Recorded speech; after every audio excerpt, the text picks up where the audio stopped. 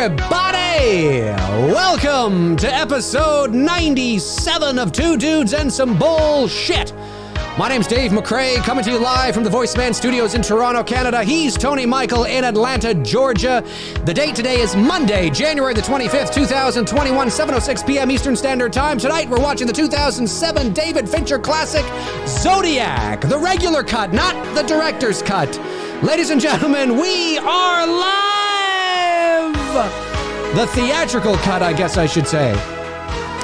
This is one we've been wanting to do for quite some time. And what do you mean, we're not watching the producer's cut? The producer's cut of Halloween 6. I'm excited to watch this one. I actually haven't seen this movie in a couple years, so I'm excited to watch it and get going on. Of course, throw this on like once a year, you know, somewhere around like maybe just before fall hits. Yes. You know, there's a lot of just a great movie. It's a great movie. It's one of the most. If you are a David Fincher fan, i.e., if you are a fan of Seven, if you are a fan of Fight Club, if you like, Gone Girl, if you just love like the Finch, The Game. I believe David Fincher also directed The Game, if I'm not mistaken. Hey, Google, who directed The Game? I think that was Fincher. Triple H. The Game was directed by David Fincher. Yes, David Fincher. I was right. If you like The Game, David Fincher has directed some of the great psychological thrillers of modern times. So if you are a David Fincher He's fan, great at it. I mean, really good at the narrative and storytelling. 100%. And you haven't seen Zodiac, of course, based on the true crime story of the serial killer Zodiac in the late 60s and early 70s in San Francisco, I believe it was. They never found who did it. There's a lot of speculation. There's a lot of people who believe it was this individual or that individual. There's a lot of suspects, but to this, a lot of great theories. A lot of very cool theories. I love getting into this conversation with people because I don't think there's a right or wrong. I think however you come at it, like in this movie, a lot of it is based on Grace Smith's book, as I shared here a second ago. And Grace Smith, he really was pushing for Arthur Lee Allen. Obviously we know with the DNA evidence that's a no-go. That's what I'm saying. There's a lot of, it's very, very interesting. It's very much a case and may end up like a case like Jack the Ripper, in the sense of a lot of theories, a lot of speculation, but in the end, it's a never solved case. However, and there's people out there even today that believe that there have been people that have come forward that said, my dad was the Zodiac killer, so-and-so. There's all that kind of stuff. And this is a movie, so it's based on a true story. And they got all of the history together and made a narrative, a feature-length live-action narrative out of this, starring Mark Ruffalo, Robert Downey Jr., Jake Gyllenhaal. I mean, this is Anthony Edwards. This is an A-list cast. This is a movie that slipped under the radar in 2007. Hardly anybody saw it. I forget why. There was reasons why, but it's just one of those movies that kind of came and went, and it's a great movie, and it's even better if you're into that kind of stuff. It's not a fictional tale. So really, really cool. I'm really excited to watch it with you, Tony, tonight, and this should be fun. Absolutely, man. This should be a lot. Do you want to let everyone know about the questions, since the length of the movie is a little over 2 hours and 30 minutes? Right. Thank you for reminding me. Yes. So ordinarily, Tony and I will not answer Super Chat questions until the end of the movie, but that's usually because, the movies we're watching are 90 minutes, 85 minutes, maybe 110 minutes. This is a 2.5 hour film, over 2.5 hours. So for the sake of time tonight, if you send in your Super Chats, we will answer them throughout the movie. Okay, so feel free to send in your Super Chats now if you want, and we'll answer them throughout the movie, just to save on time, because if we don't do that, this thing's going to be like it's like a 4.5 hour stream, and it'll be crazy. And I don't know if my bladder can take that if I'm pumping back the water here. For real. So I'm watching it off of YouTube. Tony's watching it off of iTunes. We're watching just the regular theatrical cut, not the director's cut. So if you want to line it up, we're both paused 4 seconds in. The Paramount logo is on the screen.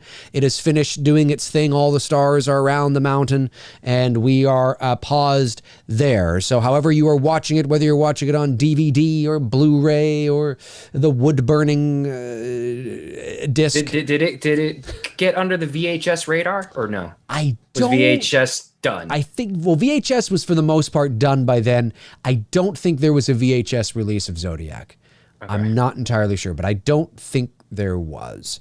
Anyway, let's fucking do this, because this is going to be good. So yeah, let's fucking do this here. All right, and where's my thing here? It's somewhere here. Here we go. Okay, and in 5, 4, 3, 2, and 1. Yes. You know, I've always, when you listen to John Carpenter describe Michael Myers, you know, the person, the character that he created of Michael Myers, and with a supernatural essence to that character, I always thought Zodiac was parallel to that. You know, a person who didn't have any methods. He had no rhyme or reason to why he chose his victims. He chose them at random. And because of the fact that we never caught him, there's that supernatural essence to the Zodiac character. That's right. Also, I mean, really, for what he did and how he did it, really is the definition of pure evil. You know, whereas, like, you know, you could say Ted Bundy was like Freddy Krueger. You know, he had Bundy knew the victims he wanted, and he had a specific way of going after his victims. You know what I mean? Whereas Zodiac, there was no method to it. You didn't know what he was going to do, and how he was going to do. No, it's true. Other than the fact that he spoke. I mean, yes, Michael didn't speak. I get that. People are like, but Michael didn't talk. I know. I'm saying the essence of how Michael Myers is described in the first film, you know, like you've always gone on to say, you know, Halloween can be a one and done film, and there's no rhyme or reason as to why he chose Laurie, Annie, and Linda as his victims. He just, you know, not because of the sister connection, but just because he just chose them at random. Right. That's the Zodiac. Right. In a lot of ways. So. Yep, I gotcha. First, there's Minkus, Boy Meets World fans. Is the audio of the movie? I have the I just want to make sure. Is the audio of the movie coming up through the stream? I want to make sure it's not. I don't hear it. I mean, I hear it coming through my phone. Just chat room. Be careful. The movie's showing. Where is it showing? The movie show. Oh, no. It was showing there for a brief second. Well, I'm just curious. Like, if the volume was down, why couldn't we have the movie up on the screen? I just want to make sure. If there was no volume. Yeah, I just want to make sure. Yes, we can hear it. Okay, good. I just want to make sure I'm turning it down. I just want to make sure everything is correct with the levels. Sound I understand. Okay. Yeah. Just want to make sure the levels are correct. Fuck off and die. Fuck off and die is right. Fuck off and die.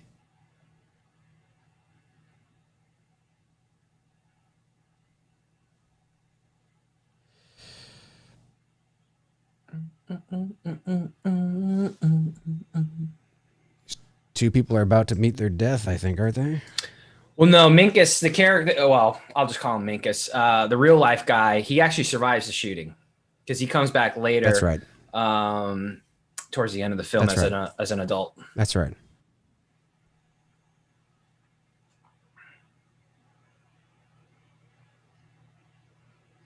That's right. You're right.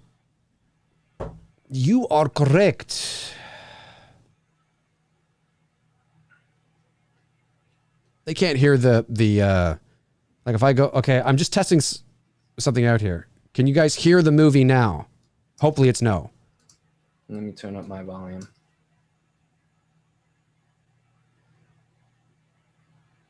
Do you hear anything? I don't hear anything. I've got the volume now turned up on YouTube.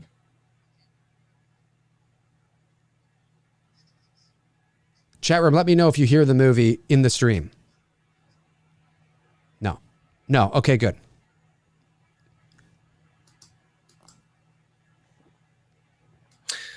So anyways, how come we can't show the movie and turn down the volume? Yep. I always wondered that. And the set deck, like the set decoration is great in this film. Well, the locations they chose, a lot of the houses, if you watch like the extras well, I don't know if you have the movie or not. I do. A lot of those homes are still there, and they have that like 1960s style and model. A lot of places like that in Georgia as well too. See, and what's so great about this, you have to remember, I mean, it's like, anything before the early 90s, DNA was not an option. It was much more difficult. You could get away with doing stuff like this. That's so if you were sick in the head. Yes. It was much harder to track people. It was much harder to solve cases. It was much more difficult. There was no DNA. I mean, there was DNA, obviously. There's always been DNA. But I mean, in terms of measuring DNA, the science wasn't there. The science wasn't there. And so they had to rely on witness testimony and fingerprints and patterns and which they still do, obviously, but that crucial breakthrough in the late 80s, early 90s, and even then it was preliminary, but in the early 90s is when DNA testing really started to kind of take off. And then now, of course, it's like, Jesus, they could pinpoint, I mean, they can charge you for murder decades later. It's so incredible now. Yeah. It's insane. Absolutely insane. Yeah, that was a great murder. And classy and done classy, if I say. Like, I mean, I know that sounds kind of strange, but it wasn't done well. It's done well. All the scenes in this film where Zodiac's doing the killing were done very well, very suspenseful. Yep. The one at the lake where he's stabbing them repeatedly, that always gets to me. Well done, because you could have totally gone to the extreme end, like if it was done in a horror film style, which I'm glad it wasn't. I'm glad it was done in this thriller type style where you do get a little essence of horror, but more the thriller. Right. And sometimes you need that, and done very, very well. Because, like, for example, From Hell, the Johnny Depp movie with what's her name there? Heather Graham, the Jack the Ripper movie. Yep. It's an all right film. I would actually prefer a Jack the Ripper film done more in a horror movie style, like, Wes Craven's Nightmare on Elm Street or Carpenter's original Halloween, done like that. That would be cool to do because of one of the period and who Jack the Ripper was and what he did. Right. I think that you can get away with more pushing it towards the horror side. Yes. From Hell, I don't know. There's just a lot of it that I get like tuned out in the movie at times where I'm not like staying with the film. Whereas Zodiac here, it hooks me from the very first opening, where Minkus getting shot with his girl to, all the way to the very last scene of the film. And that's hard to do in a 2 hour and 30-minute film, to keep people that captivated. The set design, I agree with you, man. Like of course this is 2007, so it probably wasn't that hard to get a lot of those old cars. No. But very well done. All done on location. Yep. That's great.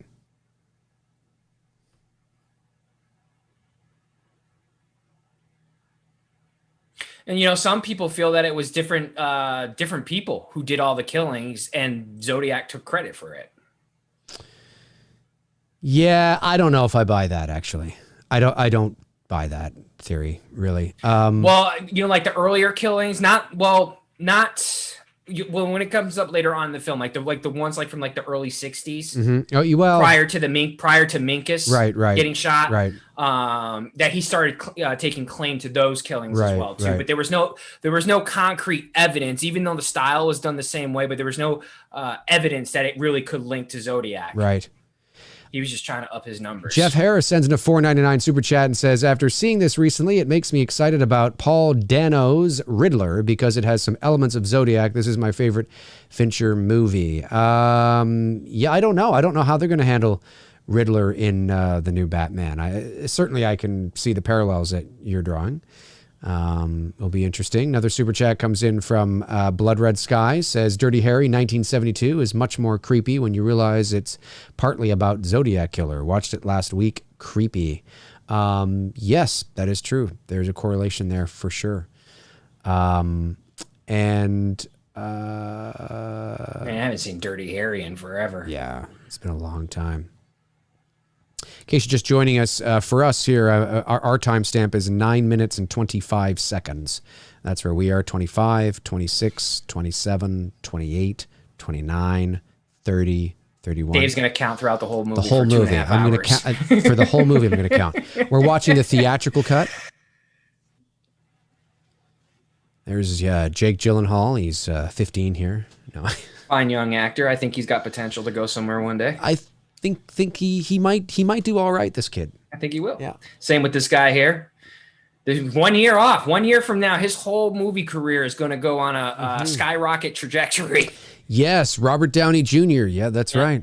Yeah, 1 year later. This is 1 year before Iron Man. He gets into Iron Man, and then he just, rest that's is history. it. That's it. But you know what? I always liked RDJ, even going back to, the early days, like Chaplin. Chaplin's such a great film. Heart and Soul, that's another great 90s film. Heart and Soul is a great movie. Yep. Of course, the 80s classic there that he did with, what's his name? Did he do Pretty in Pink or did he do Sweet 16? He was in one of those? Yeah, he was in one of the John Hughes movies? In that time, yeah. Oh. I just can't remember which one now. I don't think it was either of those. I'm telling you, he was. No, he was in Weird Science. Maybe it was Weird Science. That's what he was in. He was in Weird Science. He's in Weird Science? That's I don't remember him in Weird Science either. Interesting. Oh, Weird Science and Back to School. And Back to School. There you go. Yeah, this is a fascinating case.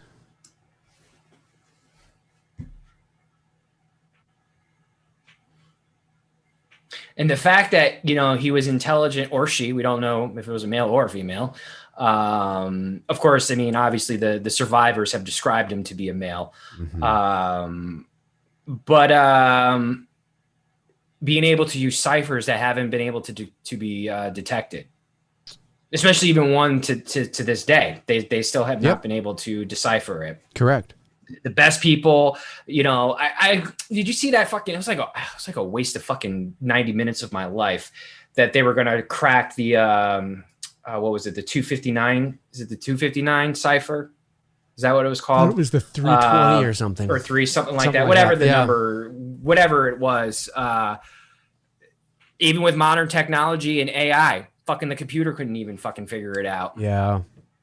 340 cipher. Yeah. They did. I didn't see that they solved it. I saw that freaking documentary. It was like a 2-part documentary, and it was like a waste of my time. By the time I got to the end of it, there was nothing there. Devontae did it. I saw that. Devontae solved the cipher. Devontae solved it. That's right, Darren. Devontae solved it. Oh, am I blinking on and off again? Oh, it's my Lauren's back. Lauren's back. Oh, it's that stupid fucking thing. Is it? I'm trying to see here. I don't see it. I look okay at the moment. I don't see it blinking. Oh, do you mean my eyes? Am I blinking a lot in my eyes? I'm tired. That might be why. My camera looks okay, though. My camera looks okay. I was hoping it would be okay for this stream.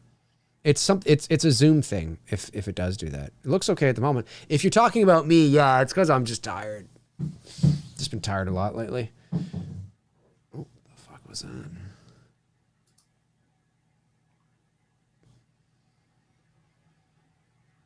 God damn it.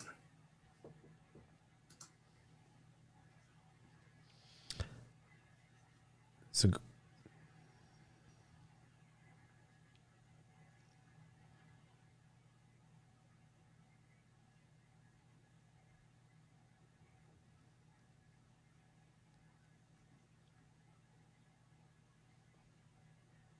my audio is blinking. Uh-oh.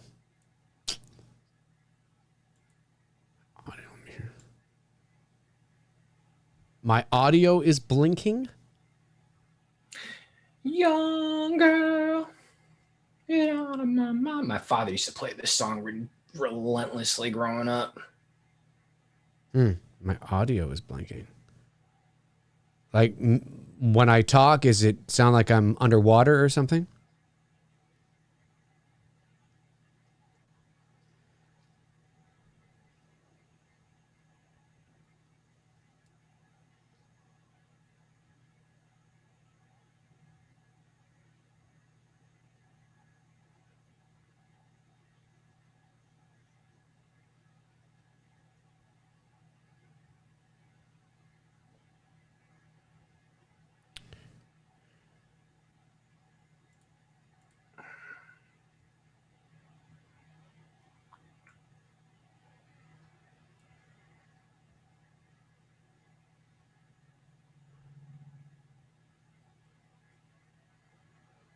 I'm reading the article here, but it doesn't say specifically what the cipher says.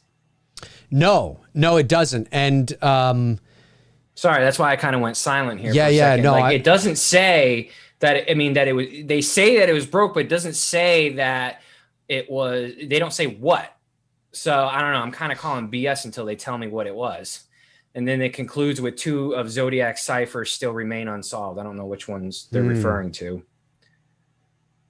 And the probability of him being alive, whoever it was that committed the murders, the probability of him being alive today is slim. I mean, if he was in his 30s in the late 60s, let's say, he'd be in his mid 80s right now. You know what I mean? So he could be alive. It's possible. He could be, but it's more likely that he's probably not. Yeah, see, I'm like trying to. It doesn't say like what the 340 cipher was. So I don't know. They say they broke it, but I kind of call BS until they tell me what the cipher says. Yeah, it is still an active investigation, but that simply means because it wasn't solved. It was Dave McRae who did it. Yes, it was me. It was me. I am the Zodiac. Oh, I see. Yeah, my camera. You came out of your father's sperm. You became the Zodiac, and then you went back into his sperm and were born in 79. 100%. I am the Zodiac. Exactly. It is me, the Zodiac. Yeah, my camera's doing the glitchy thing again. It does, for whatever reason, whenever I have people on Zoom, it does it. I don't know why. But when I do my solo shows, it doesn't do it. So obviously it's a Zoom connection thing with the software or something. I don't know. But whatever. If it gets really bad, I'll switch to the other camera. But if it gets really bad, I'll switch to the other camera.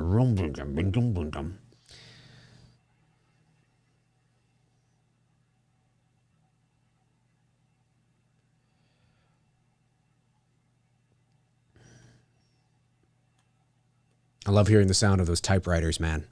And I love the whole aesthetic look of this, like, because this reminds me of, like, you know, growing up, what if you went into an office somewhere, that's pretty much what offices looked like, you know, those metal desks, and you hear the typewriters going.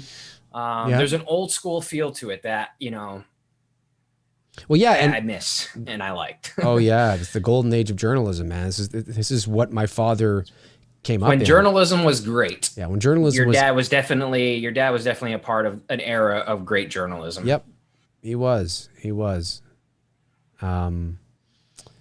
You know, and not that, I mean, what's about to happen to these two, this is one of those scenes, like, it's not a horror movie, but it just it bugs me, man. I know. Just the way this whole and how she screams. Again, it's the actors who are you know, making this scene, you know, work. And in me as a viewer watching it, it really puts me in the seat of what these two went through that day when this shit really went down. Well done. Well directed, well acted. The real question is, what does Skeletor think? Hey man, you boob.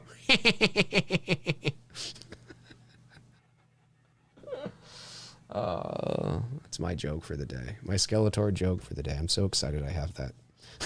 But again, even doing something like this, and this is factual. Like this legit happened. 100%. This is what I mean by, like, Zodiac had a Michael Myers type personality. He stalked his victims. He would, he's there in the trees and then he hides and then he's there again. Yeah, you know what I mean? He's got the gun here. Very Michael Myers. And he speaks here too. He does speak to them, which is obviously not like Michael Myers, I know, but just there's a lot of similarities that you could look at Zodiac and Michael Myers and see similar personality traits. I don't know if you want. Yeah, maybe you have to go into the psychology. I don't know. I haven't thought of Michael Myers really, but I see what you're saying.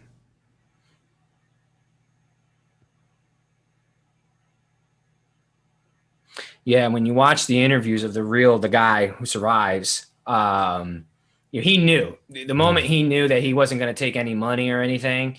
He knew they were done. That they were really screwed at that point. Because that's just some people. They just money doesn't matter. You can offer them $1 million and they're still going to kill you. That's it. That's their one mission. Well, yeah, because that's what it's about.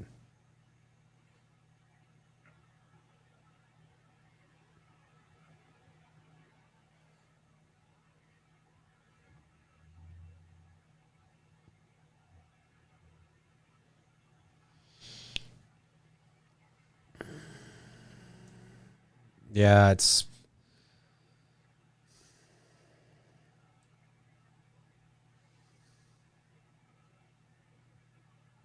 I always found this interesting though because there's no, like, we're actually seeing what is presumed to be the Zodiac killer here.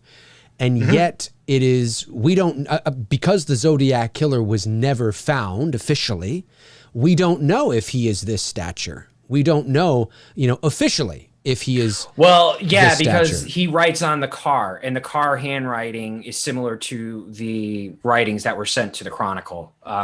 So that's how they were able to at least connect this attack to the Zodiac. Yeah, but I mean, in terms of his, what he looked like, his size, his height, his well, it was based on his testimony. He described that's true. No, it's a good point. It's a good point. Yeah. She almost made it. If the cops had shown up a little bit sooner, she could have survived. Yeah, you're right. But he survived. Is he still alive today? I think he's a lawyer. He's in like the interviews, the documentary interviews. I think he's like an attorney or something. But he'd be like in his 80s now. I mean, he's no. He's older, but he's not like that old. Because you got to remember, this is like what, 70s when this is happening? Could be early 70s. So if he's in college, he's no more older than my parents. Oh, okay. I thought he looks older to me. He looks like he could be in his 30s here. Well, people did look older back in the day. No, it's true. It depends how. I see pictures of my parents in their early 20s, and I'm like, damn, y'all look like you're in your 30s. Oh yeah, for sure. It depends how old the actor is too. I'm just going by what the guy looks like. You know what I mean? But the actor. Yeah. Oh. See, like this man, fucking, as he's just teeing off on them, and she's screaming. I know. It's brutal. It's just a very like, look at that. Oh scene. My God, it's brutal. It makes you feel uncomfortable because that's what it would have been like. That's what it would have been like. Yeah. Absolutely. Yeah. Here we go. He was born in 49. Okay. Well, then he's definitely alive. I mean, not definitely alive, but he definitely could be alive in terms of his age. So yeah, he'd be 70, 71.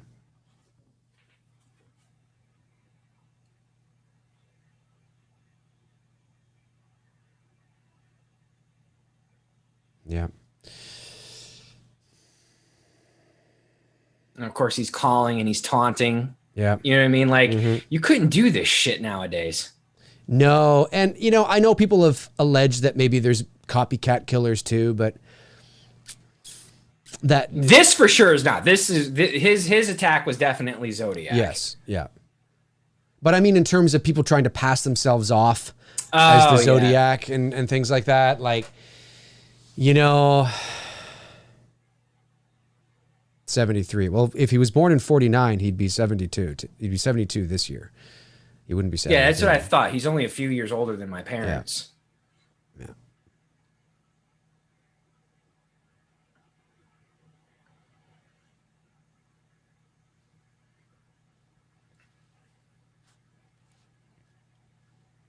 Sounds like every teacher I had in school. I wrote it. It's finished. I just need to type it up. That's it. It's not done. Fucking type it up. Do it, bitch. Every teacher I had, because a lot of our schools, I don't know if it was the same up with yours, but when it came to like reports, book reports and stuff, they prefer typed, not handwritten. Yeah.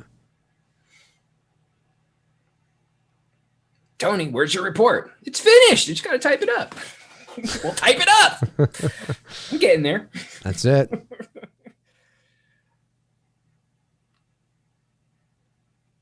My mom's been here. I think a lot of people who've been to San Francisco, this is a big hot spot for people. Corner of Washington and Cherry. Hey, it's actually 1969 then. This is where we are in the timeline of the film here.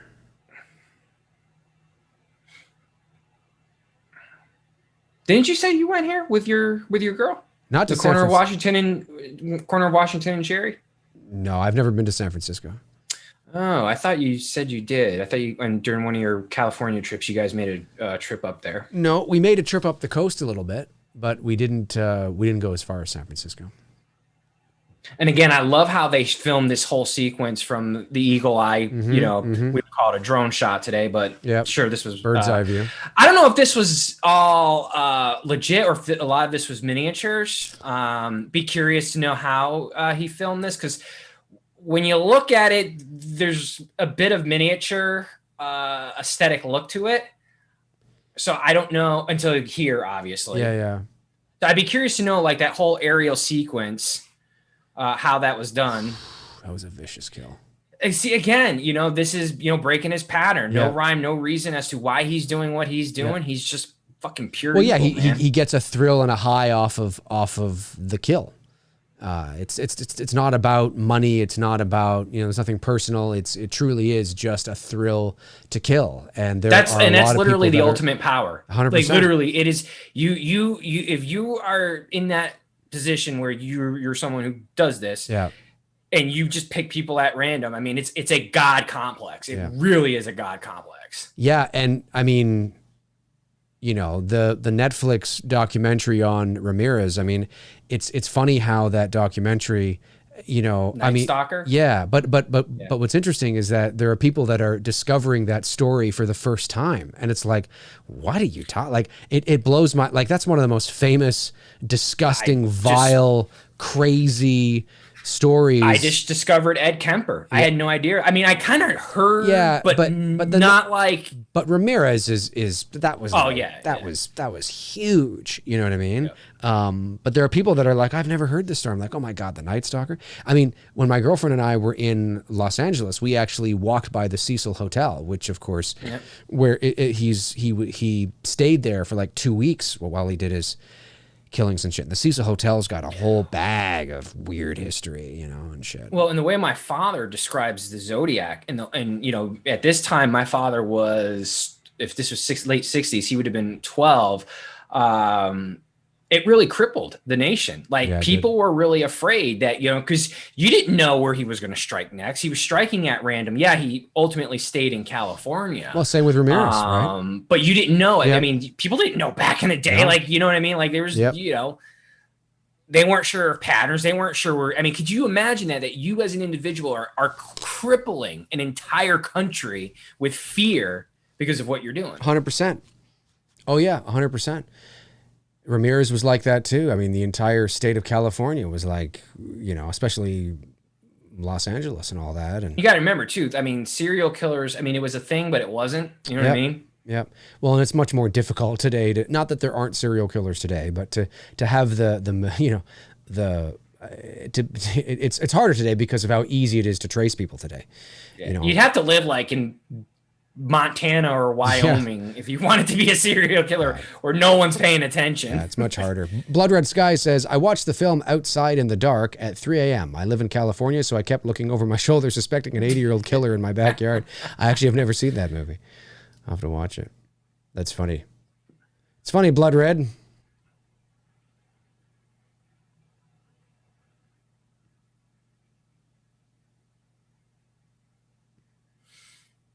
It's your birthday. It's his birthday. Goose. That's right. Yeah, that's right. Goose. I didn't recognize him without the stash. I think he had a stash in Top Gun, right? giving him the fur. Yeah. But yes, Goose, I know. He had a mustache, right? In Top Gun? Yeah. Dude, we so got to do that as it gets closer to Maverick coming out. Yeah, well, yeah. Has it been delayed yet? No, it's coming out at the end of the year. Okay. So that film's done. He's done. He's on Mission Impossible. Oh no, I know, but I just in terms of the delay of the release date. Oh no, it's coming out later this year. Until it isn't. Yeah, it's true. Until it isn't. Yeah. Very true. Yeah, it'd be crazy. Or it's going to go to streaming, which is going to suck. Which I think that's what's going to happen with King Kong Godzilla. Oh, because they've already started to re-shut down our theaters again after they've been open for the whole fucking year. Yeah, well, everything's starting to go into reverse again. I'm like, what the fuck? Godzilla versus Kong is releasing simultaneously in theaters that are open and on HBO Max. In theaters, because theaters are going to be closed. No, but the theaters that are open. I know, like the one theater. Yeah, but it's we released it in theaters. It's releasing on HBO Max. That's already been confirmed. And it sucks because that's a movie you want to experience in the movie theater. Absolutely agree. Blood Red Sky says, I think my 80-year-old neighbor is the Zodiac killer. Well, you better get on the phone. You better get on the phone.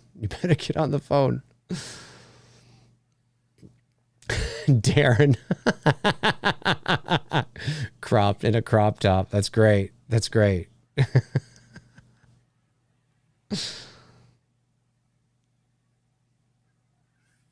Yeah. I thought these guys did well as the cops. And especially how they deconstruct the scene here. Again, that goes to the writers who, really did a very good job at writing this scene. Fincher did a great job directing it. Yep. And the way Anthony Edwards and Ruffalo portray these detectives here, they did a really good job. Yeah. I quite enjoy I mean the cast is good. Robert Downey Jr. has that. I like Robert Downey Jr. He's not one of my favorite actors, but he always it usually takes me a while to warm up to the character he's playing because I always find he has that Robert Downey Jr.-ism about him.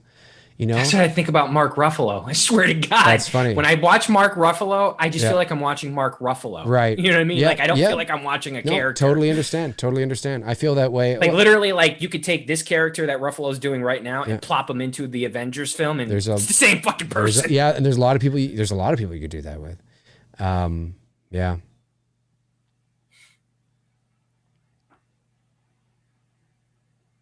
Oh, this is when they right. Piece of the shirt. 3 days later, San Francisco.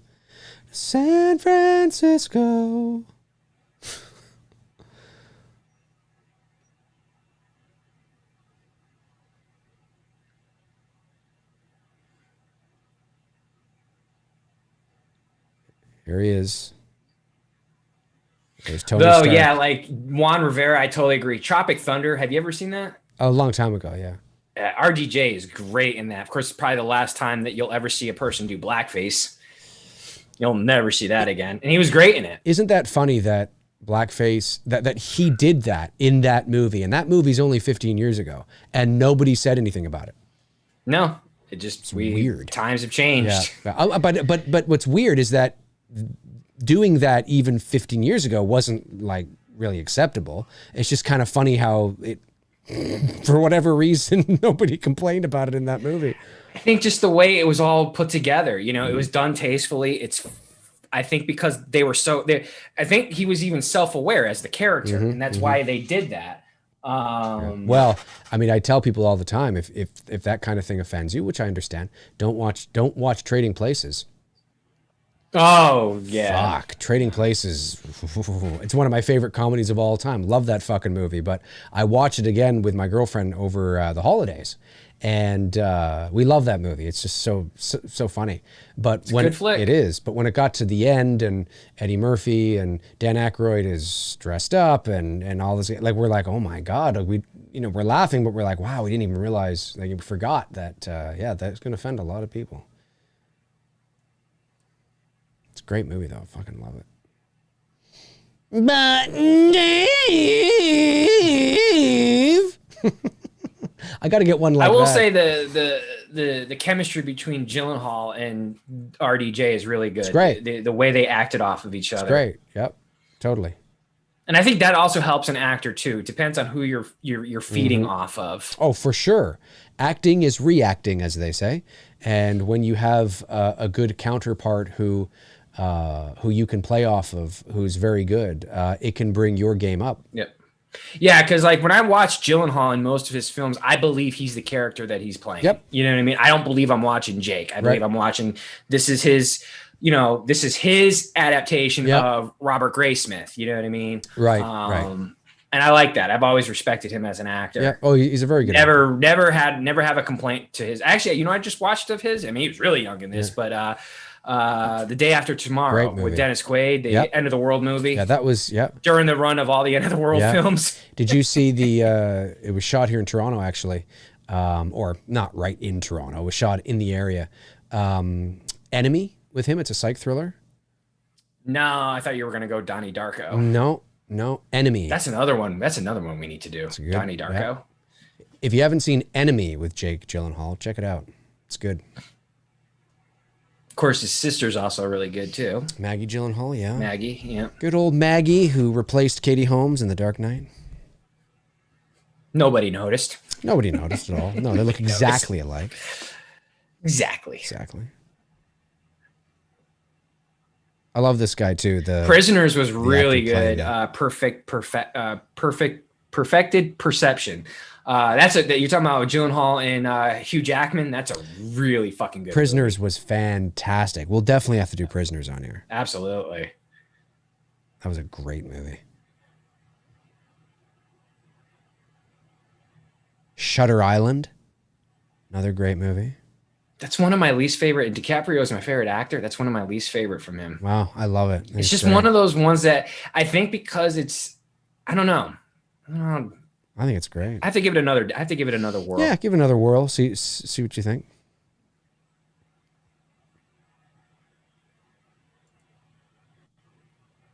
Yeah, Prisoners is a Thanksgiving film. It's true. Totally.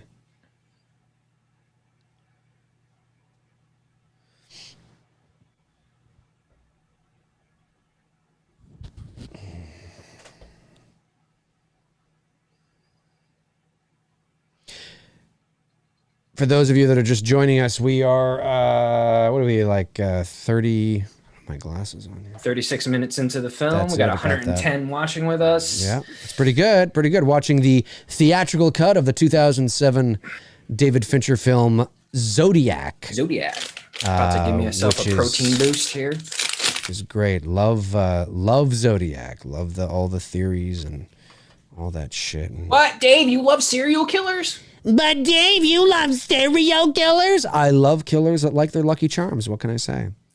What? Who's more creepier, Zodiac or Bundy? Well, I think there's a mystique around Zodiac because the case was never solved, and there's a lot of theories and conspiracy theories and speculation, and there's a mystique around the Zodiac killer that makes it more eerie or creepy because we don't know. Again, it's the unknown that he could still be lurking out there. I mean, maybe not today, but it's a kind of creepy. Whereas Bundy was caught and has been studied. And not that the psychology of the Zodiac hasn't either, but Bundy is definitely creepy too. But I think there's more of a mystique around Zodiac just because he was never caught. Mm. But Bundy, I mean, yeah, he's a lot of these guys. I mean, Bundy was handsome, charming, was full of charisma. You don't have to be a nice person, folks, to be full of charisma.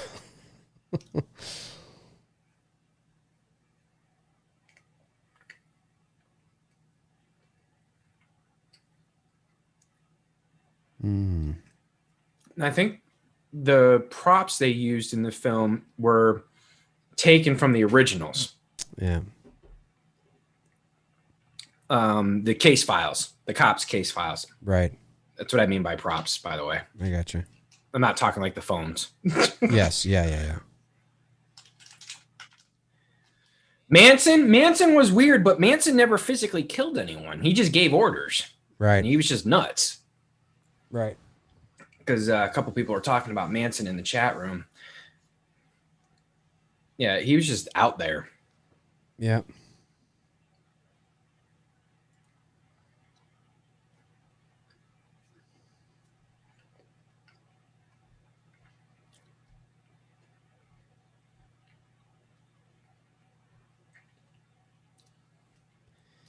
Isn't that actor playing the... Fuck, I recognize him. Casey Jones from the Ninja Turtles. Yes! Casey Jones from the Ninja Turtles. That's right. That's right. I'm looking at that guy and I'm like, he looks like... The original Ninja Turtles. The 1990 movie, which we totally should do on the channel. Oh, for sure. We should do that. I'd be down for watching the Ninja Turtles. Maybe the Ninja Turtles 2, The Secret of the Ooze. Oh, fuck.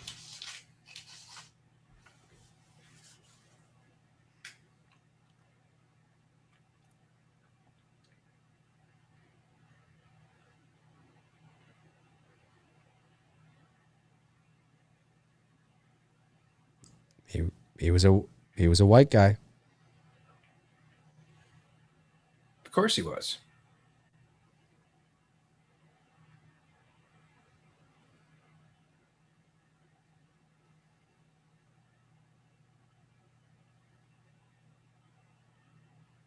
Yeah.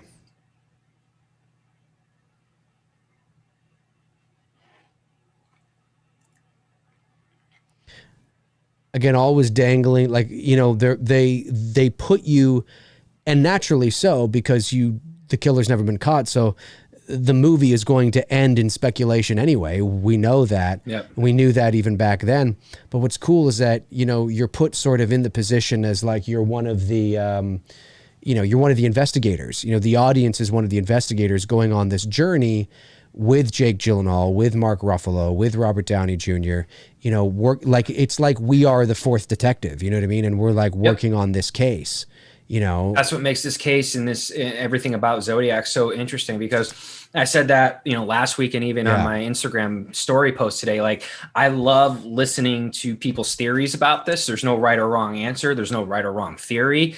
I like to know where people come at it. Where are they coming at it with their evidence, and where are they piecing this all together? And it's yeah, because that's the important. I hate to use the word fun, because we're using the word fun discussing it off of tragic events that happen to people and ruin families' lives. But it's a very interesting topic to have a very interesting conversation with people about.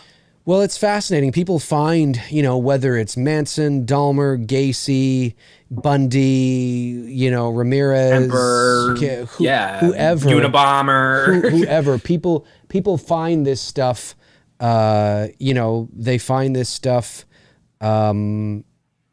Sorry, hang on. They've got T-shirts out there to serial killer documentaries. I lost and chill. the movie. What?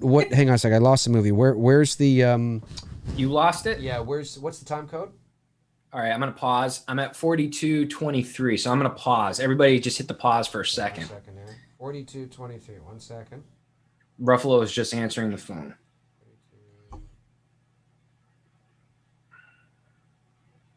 42:23.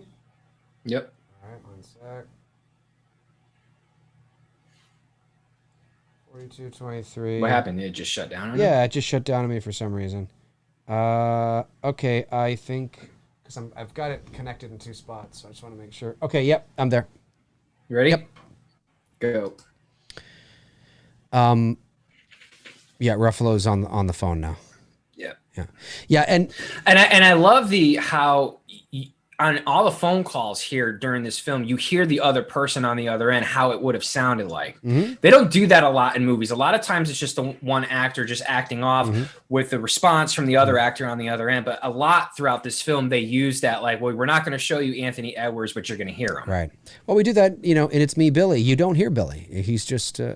No. Well, you better hear Billy. Of course you do. Because the actor's going to be reacting to something. No, you're just going to see, you know, Victoria's face. Just that's it. Just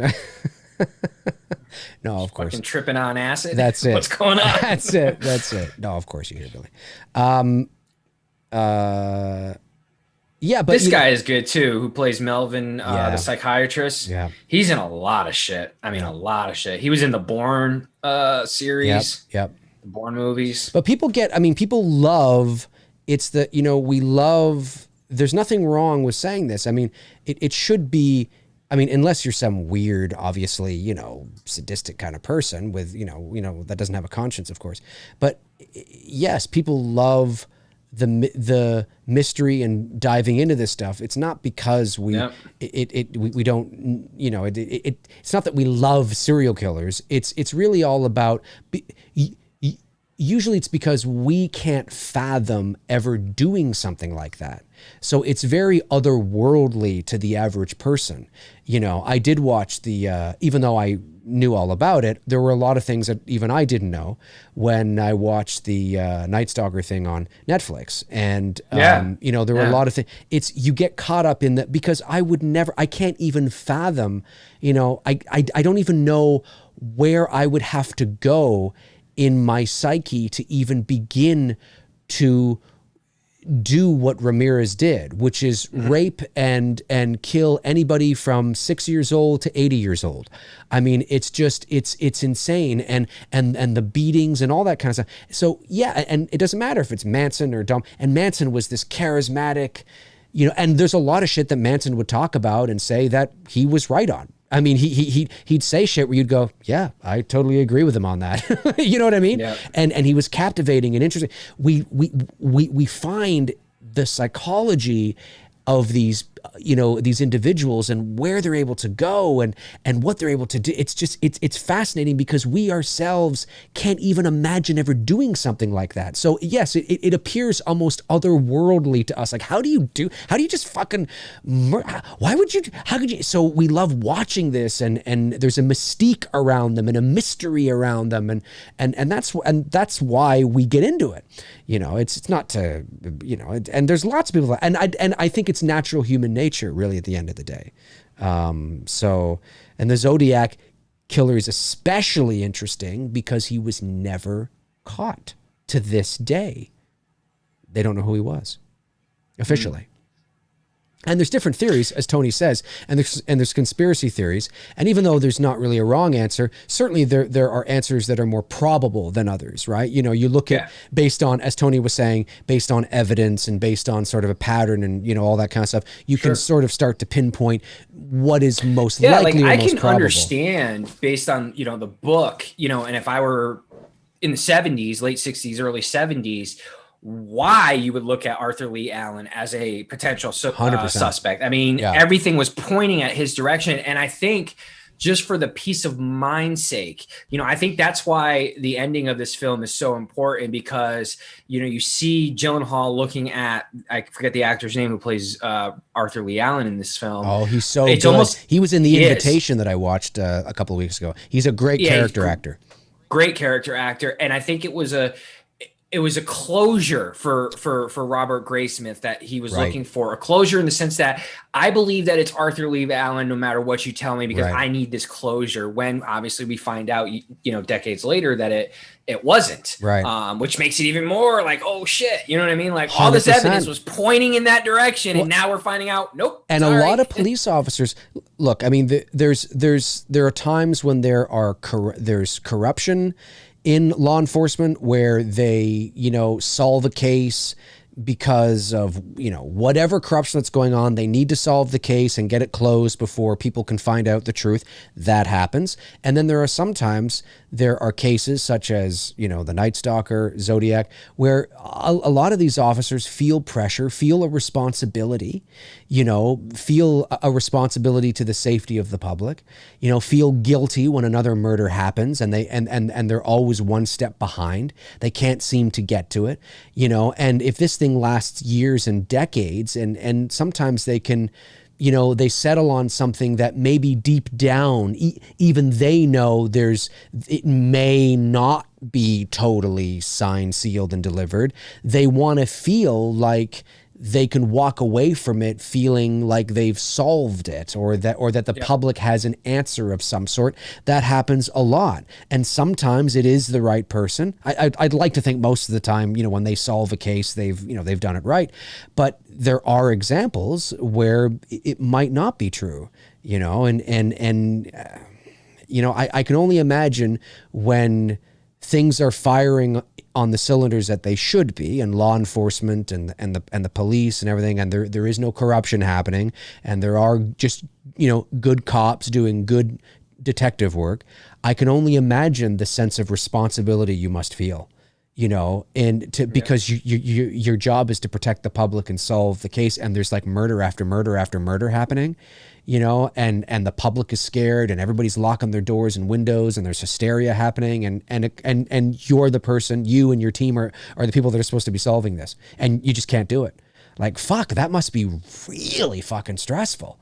Like, really stressful. I'm sure marriages have ended over it, Oh, for sure. And, this was also the beginning of a stretch of just crazy, you had Zodiac, you had Ted Bundy, you had the Son of Sam, Manson, Manson came in there, and a lot of this fucking, craziness was going on. Oh, yeah. Yeah. Dahmer was more like our era, late 80s. I think 80s, late 80s, something. But you got Gacy in there too. Fuck. Yeah. Gacy is fucked. Unabomber began his shit in the late 70s. He didn't get caught till we graduated high school. Yeah, like 90. I remember when they if he never continued, he'd be still out there to this day, man. If he just laid low after his last few ones that he did there and just said, fuck it, I'm done, he never would have. I remember when they because that was when the 24-hour news cycle, the cable news cycle, was relatively new, and they were fucking that was what year was that? Late 90s or something. On shit. Ted Kaczynski, he's out in the fucking shack in the middle of nowhere. I remember watching it. I was like, holy shit, this is wild. They actually caught him.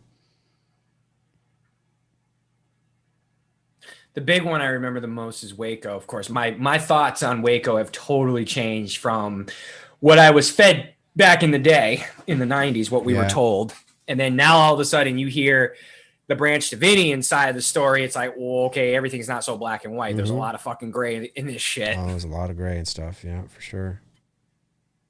I know a lot of people have a lot of opinions about that, but my thing with them is like, look, if those people wanted to live out there on their compound and homie wanted to have 14 wives, I can't even imagine having one, but if he wanted to have 14 wives, I mean, look, who are we to say you can't fucking do that shit? You know what I mean? Listen, if you want to have 14 wives and they're all deal with that fucking nonsense, and they're all of legal age, which they were according to Texas law. I'm just saying that they're all of legal age, and the women are voluntarily not, Yep. Who are we to fucking say no? Knock yourself out. Knock yourself out. The only time ATF and the FBI were way wrong on that. I'm definitely not on the side of the government for that case. The only time I would ever have an issue, of course, is if it involves kids, But we have this is where they have their Aqua Velva marathon. Yeah, well, my grandmother. God, that's the one thing I miss about her. I wish she was still around. She used to drink Aqua Velvas like it was freaking drinking Kool-Aid, man. Oh yeah. Oh dude, yeah. Aqua Velva was her fucking shit. That's awesome. And it's pretty much exactly how you see. Of course, she didn't put them in those shaped glasses. Right. She would just put them in regular glasses, or she would put them in like a moonshine type glass. Yeah, Robert Downey Jr. is getting drunk here. He's just being Robert Downey Jr. Yeah, exactly. Ruby Ridge, that's right, Hans Gruber. Ruby Ridge, which led to Waco, which led to ultimately the Oklahoma City bombing. All three of those are connected. David Coe sends in a $4.99 super chat and says, this movie is so good, I can't see any justification for ever making another movie about the Zodiac Killer. How could you possibly top this? It's a good point. I mean, in terms of live action narrative, I agree. I think there's always room for documentaries and things like that, like even what they did with, totally agree on Ramirez and stuff, for sure. But in terms of like live action narrative, feature film. I mean, what are you going to do? Do it from the Zodiac's perspective? Yeah, like I mean, it's been done here in this, and it's fully fleshed out. Like it's a 2.5 hour or a bit longer than that movie. It's for serial killer film. It's perfect. Yeah. Yeah. You know what I mean? It really is perfect. It's well acted, well directed. The cinematography is on point. As you pointed out earlier in the stream, the aesthetic looks and the prop design. I mean, it's fucking perfect. You're not gonna fucking do that again. And the color grading has a very this was sort of that time too when this kind of color grading was starting to seep in. But for this movie, that's true. For this, that like vintagey teal kind of, which I'm not a big fan of at all. However, in this movie, for like 90 seconds. Yeah, and then I stopped. I was like, wait, this sucks. But this movie isn't bad because it works. Like the scene we're watching here, as you can see, there's a very tungsten warm feel to it. So they would have lit the space, not just with the lights, obviously, that you see. Right, because like Instagram came out a year later and had those type of filters, and everybody was doing that shit on Instagram. Instagram's been out since 2008? Or 9, within a very short time frame, because the tungsten, the teal thing that you're describing here, color tone, I remember in 2007 to like 2010-ish or 11-ish, in that 4-year stretch was just very fucking popular. Photographers were doing it and posting it all over Facebook. And when Instagram was in its infancy, that's all people were fucking doing. Fascinating. You can see the Christmas, like we lit, I mean, it's me, Billy. We don't have the teal, obviously, but when we were lighting all the indoor shots with the girls in the living room and at the dining room and things like that, did you get your blue lighting? I plead the fifth. I can neither confirm or deny. Right. But in terms of that's a great movie. We need to watch that. I can neither Mission Impossible. Oh, I thought you were going to say that was the name. Jeremy Renner's line in Mission Impossible. Oh, I thought you were going to say I can neither confirm nor deny is the name of the movie. I can't remember if that was Ghost. No, that was Rogue Nation. Oh, okay. The ending of Rogue Nation. Him and Alec Baldwin are there. Yeah, I can neither confirm or deny. But we studied the original Black Christmas and its interior lighting and things like that. So we wanted to give it that kind of vibe, you know. So yeah, for the indoor stuff in the living room and in the dining room, we even here at night, you know, like there's still it's a very orange tone. Oh, it's warm. When you know, it's like warm. Warm, which at night you know is blue. I mean, you know, like the true color tone tonight is more of a blue. It's a whitish blue, yeah. Cooler, cooler color, not this orange color. I forget now what it was that our DP Greg said too, that there's a reason why that. And Moonlight really isn't blue. It's actually a pale whitish, bluish. Yeah. It's got blue in it, but it's not as blue as like Dean Cundy's Halloween blue. That's more stylized. But that was Cundy's blue period. Yeah, that's right. But people still to this day will have a bit of a blue to it, more than what it really is, so that it doesn't look, because again, you know, you're making a movie and sometimes you got to take creative liberties. Things look more cinematic, you know, there's realism and then there's cinematic, and sometimes it's best to make things a bit more stylized because it looks better and works better for cinema. And that's why you'll see some things that are more stylized. What the hell? Did you lose it again? A little bit. Hang on. I'm at, where am I here? I'm at 56:31. He just, well, I'm like 10 seconds ahead of you. Yeah. Tell me when she looks back behind. She's looking back behind. The guy's walking to his car. Okay. We're good. We're good.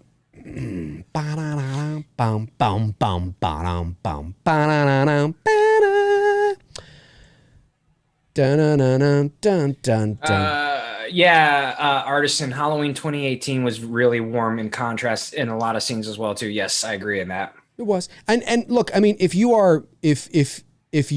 I was making a movie about a serial killer that took place during the summer months in the 1960s, I'd probably go tungsten too, because it creates like a humid, you know, hazy, warm summer night. You know what I mean?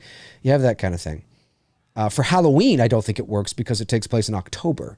So that's why I was always like, I'd go cooler. No, unless the only time you would use a warm tone in Halloween is if like it was a late afternoon shot, to try to create that fall, That's right. Warm feel with the colors of the trees and whatnot. That's right. But when you get to nighttime, for me, I would go cooler with it. Yeah. There are some people, when I talked about blue light, there are some people that I think interpreted that to mean that I think the whole movie should be drenched in this blue hue, and it's like no, that doesn't make any sense. It doesn't make any sense. I just mean that it should look colder at night.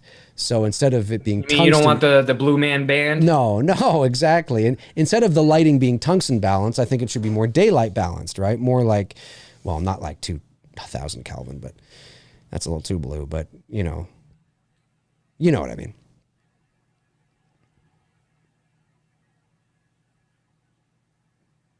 And if you can, like, one of the most amazing things about working with Greg on It's Me, Billy is obviously working with a professional DP, with professional, cinematic cameras and shit. And it like the color correction and the grading that we'll have to do in It's Me, Billy. And obviously there is some that needs to be done because you need to bring out images and all that kind of stuff.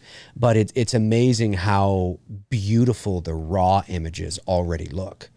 Well, it's always good to have a great foundation to work off of. It really is. It makes your post so much easier. Oh my God, dude, shooting on the Airy and like we put the foot, like it's like it looks fantastic. I mean, it's a little flat because we shot in the log format, and so it's flat, so you have more dynamic range to move around in the image, but the image still looks amazing, and I've never worked with that kind of stuff. Like, it's not like shooting on a, on like, a DSLR or something. It's incredible. How much it's just incredible. I just can't wait to do it again. Oh yeah, that's right. She's describing him, I think, here. Yeah, she's one of the few people to escape. That survived. That's right. Because she hopped out of the car, right? Let me say that again. She was one of the few people to escape him uninjured. Right. Right. Wait, no, because there are two guys who lived, but I get it. They were injured. Man. In the comment section. And is that she hid the baby too? Can you imagine? She did. Fuck, man. Your baby, man. Yep. She survived. Woman says Zodiac. I love this type of passage of time in a movie. Yeah. How the way they did this and how they put it together. Yeah, it looks good. With the overlays, with the newspaper and the Zodiac letter. Yeah. It's great. Fincher did a great job of moving time in an already a long film. Yes. But the editing style and how they did this with the letter, the Zodiac letters popping up on the screen. Now it's a newspaper and you see Ruffalo and Edwards there. Just fucking well done, dude. Like, I mean, I already have such an appreciation. I geek out on that. Yo, for sure. In a movie, I already have such an appreciation for obviously the filmmaking process, but having gone through It's Me, Billy, and looking again at watching films and knowing how much fucking work goes into a movie. And that doesn't mean a movie is void of criticism. It's not that you criticize, it's how you criticize, right? There's a difference between a critique and an opinion, as I often say. Art, when you release it to the public, whether it's a photo, a movie, a video, whatever, should be open to criticism. That's the game. That's the whole idea. But it is amazing the amount of work that goes into making a movie, and there's just so many people that just don't understand how much work goes into it. It's a lot. insane. Like, even just in that transitional sequence that we saw of or we heard that Ruffalo, that would have taken weeks to put together. Weeks. That's weeks of people. Weeks in the editing room, really not weeks to shoot. Hard, but and and then. Just to have some internet guru to come out and they're like, oh my God. Like, that was yesterday, bro. Thankfully it only happened with one person and I was just like, whatever. I kind of gave a sarcastic response to their message to me with the Kong Godzilla. Looks too CGI. I'm like, well, what the fuck would you want? You want them to go find a large fucking lizard and ape and fucking train them to fight? You know what I mean? Like what? Like, what the fuck do you want? Yes. You know what I mean? Like, yes, Jesus. Tony. Yes. That's what I want. Of course knows it's CGI. You know, I'll be talking about no such thing as a fucking lizard the size of a fucking skyscraper, let alone an ape. Speak for yourself. Then also Tony. train them to fucking fight each other. Speak for yourself. I'm friends with Godzilla, so speak for yourself. I'll be talking Godzilla versus Kong, the trailer, tomorrow. I figured Live. you would be getting that one rolling this week. I'll be talking about it tomorrow. It's so well, I don't want to get into it now. I'll get into it tomorrow. I liked it, and I'm looking forward to it. I didn't not like it. I was underwhelmed, but I have my reasons why. But I said that, but then people were like, "Oh, Dave hates the trailer." It's like, how did stop? That's such a I hate when people commit logical fallacies like that. It's like, stop doing that. I didn't say that. I didn't say the amount of logical fallacies that are committed in the world of fandom is unbelievable. I didn't say that. I'll be talking about it tomorrow. I'm still pumped and fucking excited to watch the movie. But if you didn't like it the way I liked it, you didn't like it. It's like, well, okay. All right. Well, that's like I said, the CGI comment. I'm like, I didn't even know how to respond to it except just to respond with a sarcastic fucking answer. You know what I mean? Like, how do you respond to that? Sometimes what the fuck do you want? You just don't respond. You just don't respond. I liked too, and I had to keep playing it back because somebody pointed out to me, they must have overlaid it in there and you only get like a small blip of it. But when Kong does this and he's looking down in the water and he screams, you hear a little bit of that 76 roar in the screen. Not entirely, but I almost feel like they took a little bit of that and they overlaid it into their scream. I'll have to take a listen. Because someone did point that out to me and I was like, damn, I didn't even pick that up like the first 10 times that I watched it. I'll have to take a listen. What's going on the TV? It's kind of like when someone pointed out Christopher Reeve was in Man of Steel, and I'm like, what? And there's a moment where you see his face when Henry Cavill's looking up and the fucking thing's beaming down on him. There's a sequence. It lasts for a millitenth of a second where you see Superman looking up, and it's Christopher Reeve's face, and then it quickly morphs back to Henry Cavill. Really? I had no fucking clue that was even in there. Yeah, but it's legit. I'll have to look at that. That's crazy. But I like when they do that shit. I like when they throw something in there. Like, well, that's okay, but just as long as they don't put any like penis-shaped clouds, like weird shit like you sometimes find in those Disney movies. Mark Ruffalo, I love that fucking suit. I want to get that suit. Totally, man. You could totally kill that. Oh, I'd kill that fucking suit. Mark Ruffalo suit right there. I would kill that suit. RDJ, you got to get a little more accurate, buddy. You're not hitting this fucking bullseye. Really. This legit happened too. Everybody was wearing pins that said "I'm not," and I want to find a pin like that. That I'm not Paul Avery, or I'm not Avery. Right. Like people legit were doing that around in the San Francisco area because they didn't want to get shot. Yeah.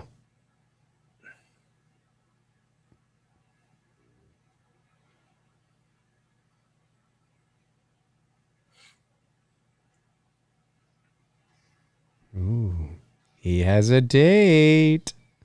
I wished, and it's not because I checked. I wished King Kong Godzilla, the 62, the one I have on VHS, that me and my brother used to watch a lot as kids. Yep. I have that on VHS too. My dad's on the weekends. They don't have it digitally, so we can't fucking watch it, which sucks. That's too bad. So we'll have to probably do like a Godzilla one night and then Kong Skull Island the next night, or as it gets closer to the release. Yeah, I just watched actually Godzilla King of the Monsters a couple days ago. It's crazy you say this. I just literally I did both. I don't know why there was so much hate on King of Monsters. I like it. I like it too. I think it's great. I like it better than the 2014 film. Yeah, I just thought my only complaint on the 2014 film, they took fucking forever to get to Godzilla. Well, and I didn't mind that choice, but if you're going to do that, you have to have characters that can carry the rest of the movie, and they didn't. Which you didn't. No, not like you did in Jaws, King of the Monsters. Well, but in King of the Monsters, they didn't shy away from the monsters, right? So it was more balanced. Whereas in Godzilla from 2014, they were keeping Godzilla at bay and telling this boring character story, which that's what Jaws did too. Now, Jaws had to do it because the shark wouldn't work. But Jaws, you had actors like Roy Scheider, Richard Dreyfuss and Robert Shaw, and they were so well developed and rich and great performances, and we didn't care that the shark was not on the screen, right? Because we were so locked in and invested into the character side of the story. In Godzilla, you can't do that if you have shitty characters, and Bryan Cranston was killed in the first 15 minutes of the movie, and then it was like, who cares? In King of the Monsters, you still had kind of serviceable, cookie cutter characters with a cookie cutter story.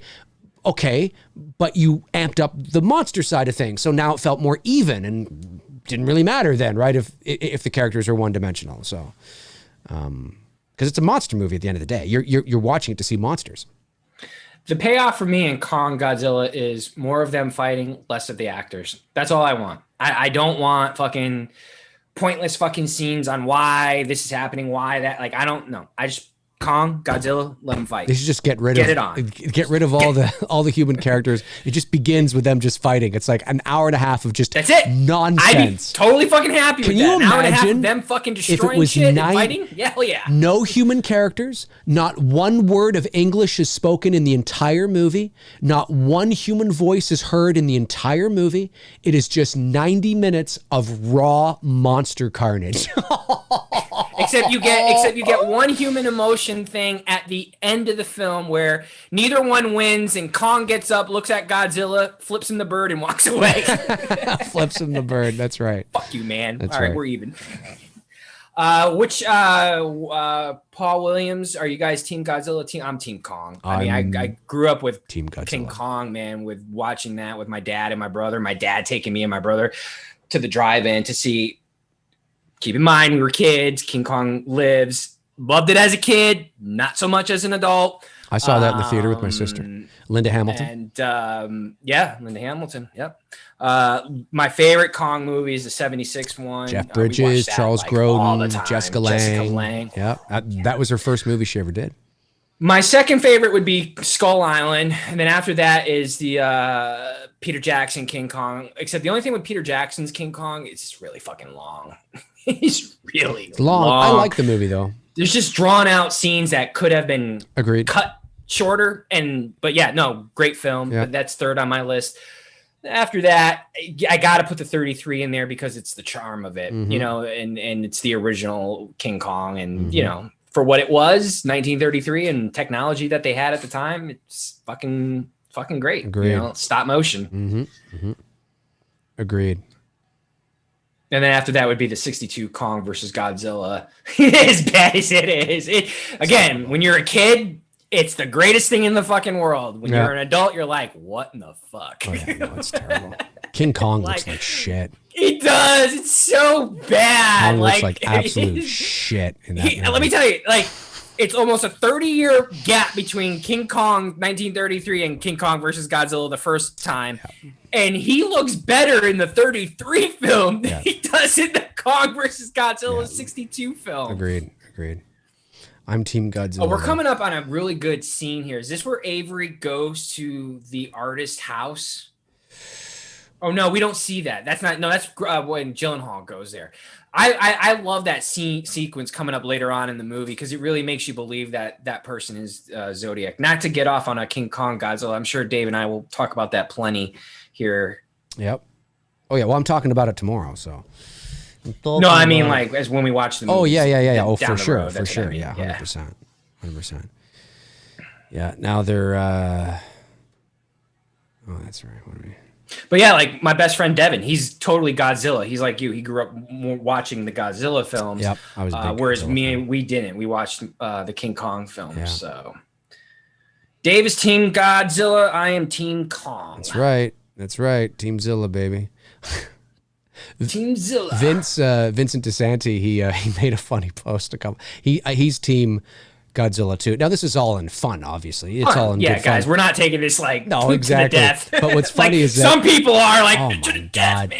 He made this tweet and he posted that still image of King Kong putting his finger down at the little girl. You know what I mean? You've seen that image, right? Where he's going like this. You know, the girl's like this big, right? And he's huge. Kong looks magnificent, and he's putting his little finger down like that. And Vince posted that to Twitter, and he put a caption. He's like, "What's Kong? What did he say? What's Kong looking at, comma, his chances of winning. Probably. And I was like, that's funny. That's funny. And then you get people like, it's like, guys, we're just having, like, I like. Oh, are you kidding me? I got reported today. I had to take down, like the spaceman looking at Earth exploding. You had to take that down. I did, because I got reported. It was violating because someone got offended by that. And one of the comments I made, and I was just like, yeah, I can't even fucking joke around anymore. Somebody got offended by a photo of a fake asteroid hitting a fake Earth. Yep. Okay, you know what? Whoever you are, go fuck yourself. Like enough of this absolute nonsense. Okay. Problem is, Instagram is owned by Facebook. I'm fucking screwed to their mercy, which sucks. You know what? The older I get, the more I'm ready to pack it in and fucking just fuck the world. Move to Saturn. Go live in a fucking move to Saturn. Like, I'm fucking done. Well, it'd be more of Saturn's moon, because Saturn doesn't have an atmosphere. No, that's true. Yeah. That's true. But I'm just so done. I'm so like, enough. I seriously, I saw the photo in your Instagram story and I thought it was fucking hilarious. It was meant to be humorous. Of course. It's like, it's funny, man. Fuck that shit. Fuck you. Fuck them. Fuck it. Fuck. I'm so done. So done with that nonsense. Grow up. Like it's absurd. It's the extreme nature of people now. Like there's things to get mad about and upset about and offended by, and then there's things like, no, there really isn't. Life is too short, and you're gonna realize that as some of you young bucks out there get to mine and Dave's age. Wasting your time on pointless fucking shit to be offended by, you're going to realize you fuckers are wasting a lot of energy on dumb shit. Touche. Like, I just don't give a shit. Like, who cares? Yep. Whatever. That's why they got taken down. Yeah. So but, it is what it is. Nothing but I can do about the world really is full of numpties. Because pansies? Do you remember when somebody posted that photo of, it was a BTS photo of Spielberg kneeling next to the Triceratops from Jurassic Park.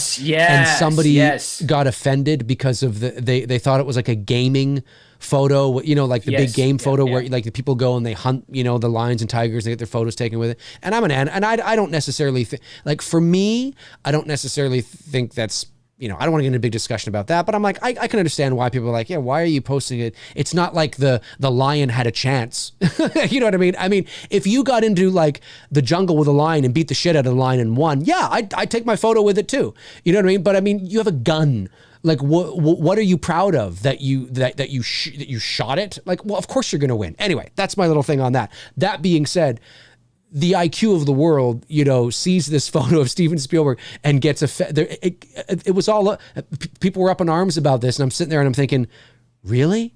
Like, who are these people, and when can we ship them off the planet? Because I don't want these people to be teachers, lawyers, doctors, or anything. Like I mean, dinosaurs are not real. It's Steven Spielberg. Who the hell is looking at that going, that poor Triceratops, that poor Triceratops, oh, that poor Triceratops. I mean, are you kidding me, people? Holy shit. Fucking wild. I forgot which one. Oh, it was the one where it was part of the quote was from Armageddon. It was the astronauts talking, and it says, "Mr. President, there's an asteroid about to hit Earth the size of Texas." And so I put the quote near the astronaut, but then over Earth, I didn't allude. All I said in quote, I just said, "Oh, come on, man." You know what I mean? Yeah, I saw it. It's funny. Alluding to Biden saying, "Oh, come on, man! Like he just started his presidency, right? And now Earth is exploding." No. I wasn't throwing hate or shade at him. You know what I mean? There was nothing. It's too bad you can't find. The first quote is sorry, not to cut you off, but the first quote, and if you're watching us tonight, and if it was you, is from Armageddon. That's like what Billy Bob Thornton says to the president on the phone. He says it's the size of Texas. Yeah. And so I hybrided that into with Biden, on Earth saying, "Come on, man," because he just started, like, there was no insult, no diss, no nothing. Yes, there was, Tony. Yes, there was. You're making fun of our president. I was. opposite, though. That's the I know, problem. but that's how I imagine each one of these people being. Anybody who gets offended over stuff that just doesn't need to be offended, I always push them. That's how I can't, because it's the absurdity of it. Who looks at a picture of a dinosaur with Steven Spielberg and thinks that he killed a real triceratops? Who are these people? Who are these people, and when can we euthanize them? That sounds awful. Actually, I think these people should be first in line for the vaccination. Right. It sounds awful, and obviously I'm being satirical, but I just cannot believe that there was enough people out there that it got traction. I'm like, are people this dumb? Like, come on. And then you could say, well, it was obviously a joke. No, it wasn't a joke. It wasn't a joke. It wasn't a joke. That's the scary part. Anyway, back to Zodiac. How you guys doing? What are we here? Back to Zodiac. We are. So we're at an hour and what, 16. 2 hours. Yeah, we're coming up on. We're 1 hour 16 minutes into the movie. 1 hour 16 minutes into the movie in 16 seconds, 17 and now seconds. Alan is this is the first time they've got Alan now on their radar. Correct. So. Yeah, and it's, man. That's what I like about our podcast. We can segue out of it and then come right back into 100%, of course. That's what we do. That's what we do. We do. Fucking BLT, man. One of my favorite sandwiches of all time. Bacon, lettuce, I and tomato. never take the fucking bacon off. Or tomato off. I'm sorry. He took the tomato off. Oh, I don't take the tomato. Bacon, lettuce, I think tomato, that was a legit thing, though. I think Ruffalo did that because it was a legit thing that the cop did that. He maybe the tomato off of his sandwich. That's great attention to detail right there in terms of because he's playing a real person. So that's great attention to detail. Ruffalo does, he's not like Christian Bale, but like I know he does really get into the characters that he's playing. The problem is that when I watch Ruffalo, I feel like I'm watching Ruffalo. I don't feel like I'm watching the character. Yeah, no, I get it. I feel that way about Robert Downey Jr. Who is this dude on the phone, man? Like, let me see this guy. Is he the office guy that would go up and be like, "Yeah, I'm gonna need you to come in on"? Is that him? You mean he's on the phone with? You mean the Office Space, not Office Space. The Office. Yes, let me have a look. I don't. Is that? It's like because he doesn't have glasses on, but his face looks like him. That if you were to put glasses on, it's not him. No, I don't think that's him. He has a similar look, but no, that's not him. No. Yeah, Hans Gruber, Dave Tosky didn't like tomatoes, so Ruffalo consciously did that in the film. He took, which I'm like, that defeats the purpose of a BLT. Yeah, a bacon. It's a bacon tomatoes or a bacon lettuce sandwich. Bacon lettuce tomato. Yeah. Do you remember McDonald's back in the '80s with their BLT like commercials? Oh yes, that was a big thing. Yeah, it was on a Sesame. So now this is the first time they're going to meet with Arthur Lee Allen. Yep.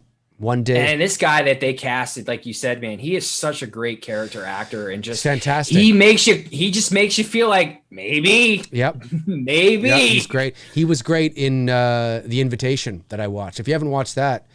No, I haven't watched that yet. Yeah, it's good psychological thriller. It's on Netflix. I enjoyed it. Oh, I talked about it on McRae Live a couple weeks ago. He just, I don't know, the way he plays Alan, he just plays him creepy and just fucking good. What's the guy's name? The actor's name? Oh, he's in just so many films. Again, another character actor that just never disappointed in when he's on screen. Yep. He's great. Yep. He doesn't need to be the heartthrob actor. He doesn't need to be the A-list actor. John Carroll Lynch. John Carroll Lynch. Yeah. Okay. Just give me the part. I'll do my thing. Yep. And he does great. Yep. Yeah, he is great. And I love this round table sequence of them interviewing him. And because like even in this, he's trying to pawn it off that it's not him, but there's just so much shit pointing in his direction. 100%. You're like, 100%. This motherfucker did it. 100%. And John Carroll Lynch usually plays these types of guys. Like in terms of he's I don't want to say he's a bad guy, but he's like a John, suspect. You just got a creepy creepy look to you. Can you? That's right. This? That's right. Yeah, he's kind of strange, but yeah, yeah. God, his hair, like that would be me if I were to like grow my hair back in. Not quite that. John Carroll Lynch, really? Like the bald on top with the hair on the side. Oh. I'm not quite there. I mean, I've got the widow's peak, but I got a big old spot up there. You can see that from the space station. Yeah. But that will probably be me if I were to ever, as I get older, that's probably what's going to happen. Like John Carroll Lynch or like Casey Jones? No, like John Carroll Lynch. Okay. Oh, combination of both, because Casey Jones is similar. I think mine will be more like John Carroll Lynch because of how far back it goes. Right, I got you. But I'll never do that. I'll just keep it shaved. Fuck that. Yeah, I got you. Fuck that. Yeah.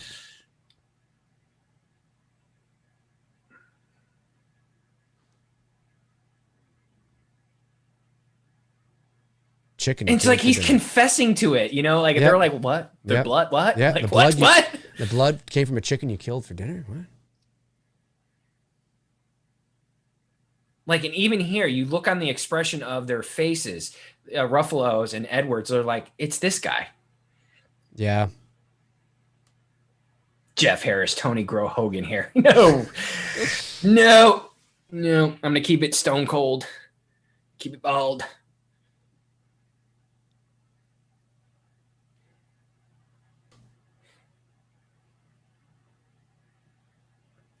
But even how he talks. Yeah. It's creepy, but it's great. You know who could have played this role? Well, Who? think. Loomis? No. An actor who could have played this role well because of the nuance. Current actor? Yeah. He's not acting at the moment because he got himself into a little trouble. Oh, Spacey. Yeah. Kevin Spacey could have played this character. Spacey could have done this. Yeah, I agree. Yeah. But again, I still would have to go with Lynch. I mean, sure. The way 100%. Lynch, the way he's talking. Yeah. I mean, this whole scene here, man, he gets under my skin. And he's great. To me, he makes me feel like Arthur Lee Allen is the Zodiac. Oh, for sure. Well, and that's the idea, right? Is that they want to paint a picture that, you think he's guilty, but you're not 100%. Right, he's got the fucking Zodiac watch, which was legit. Yeah. When did this happen? Now you have to imagine you're the cops, you're interviewing Arthur Lee Allen. Yep. This legit happens. They take off the watch and it says the Zodiac on the Zodiac watch. Right. And you're just thinking of everything he's describing here in this it's not really an interrogation, it's more of an interview. Yeah. You're just like, there's so much perfected perception. There's so much circumstantial evidence against this guy. Yep. It's insane. It's true. And then the DNA proves that it's not. It's like, what the fuck? Yeah. Well, although it still could have been him. There may have been some way around. No, doesn't that DNA kind of clear him? Well, yeah. I mean, the DNA is the tough thing. That's the tough thing. Yeah. I mean, that's tough to get around. It is tough to get around. It's not impossible, but it's tough to get around. Yeah. I mean, it's like OJ's DNA was at the crime scene in the Bronco. Everywhere else, we all were looking at like, bro, you did it. I know. Like, OJ you Simpson. did it, bro. All those people are like, he's guilty as hell. But then, that's my argument for those who say OJ didn't do it. I'm like, okay, his DNA is everywhere on the crime scene. Of course he did it. Arthur Lee Allen's not, and so it's like nope, he's not because his DNA is not there. It's like, what the fuck? Yeah. And then he's referring to cops as pigs, like he refers to when he wrote pigs on the letter. Yep.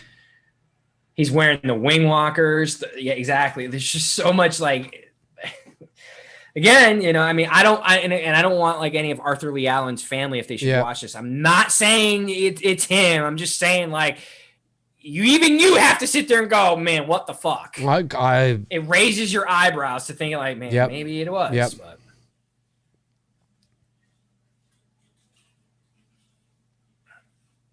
Didn't his brother or his wife turn him in?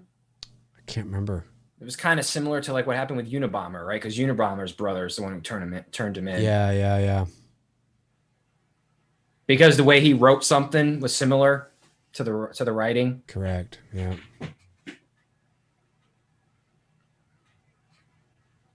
I thought he said Dick Cheney. Dick Cheney. The Dick. Dick Cheney. Tricky Dicky. No, that was Nixon. Christmas with 2 S's. Fascinating. Thank you. That'd be great. Thank you. I'll make one offer at Coverfields.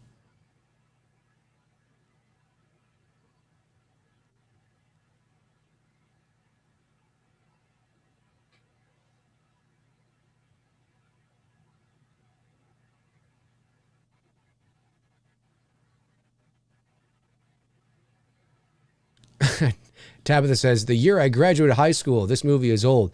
The year you graduated high school. Jesus, Tabitha, I graduated a decade before you.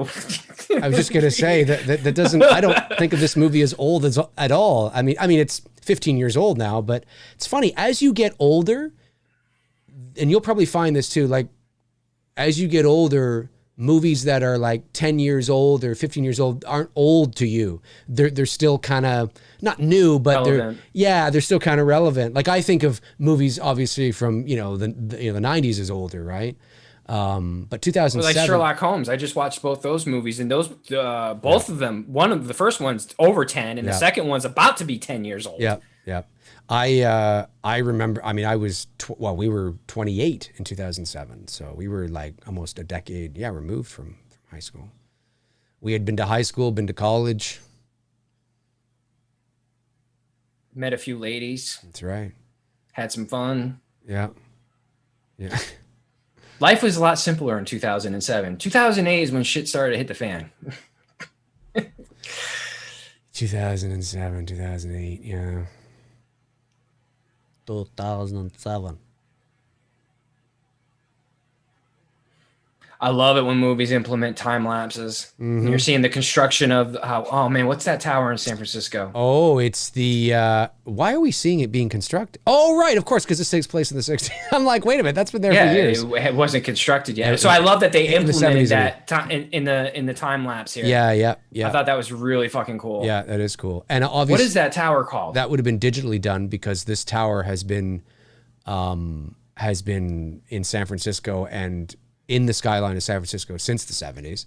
So this would have been, that just would have been. Well, it's possible that they had old archives of a time lapse of it being made. I mean, I'm not saying they did. Maybe, but the production value and the probably picture not. Quality looks too modern. Crisp. Yeah. Because I've never seen that building being constructed like I have the World Trade Centers. Right. I've seen that. Yep. Same. And you're right. When you look at the 70s footage of the World Trade Center being constructed, it looks like 70s footage. Same with the CN Tower here too. Yeah. Because the CN Tower was was completed in 76. Weren't both the World Trade Centers and the CN Tower roughly the same time frame? Yeah. Ish? Roughly. The CN Tower was completed in 76. And the center was right around then. Yeah. Completed around the same time because they used that in King Kong. Almost the World completed. Trade Center. Yep. Yeah, they did. Yeah, they there chose were floors that instead of still Empire. empty. Yeah. I'm glad they did that instead of Empire. Yeah, it's cool. Nick sends in a super chat and says, the same director gave us a great show set in the 70s called Mindhunters. Yeah, about introducing us to all these infamous serial killers. Yeah, that's where I started to learn about Ed Kemper. Yeah. And the guy who played Kemper in that fucking show is really good. Yeah.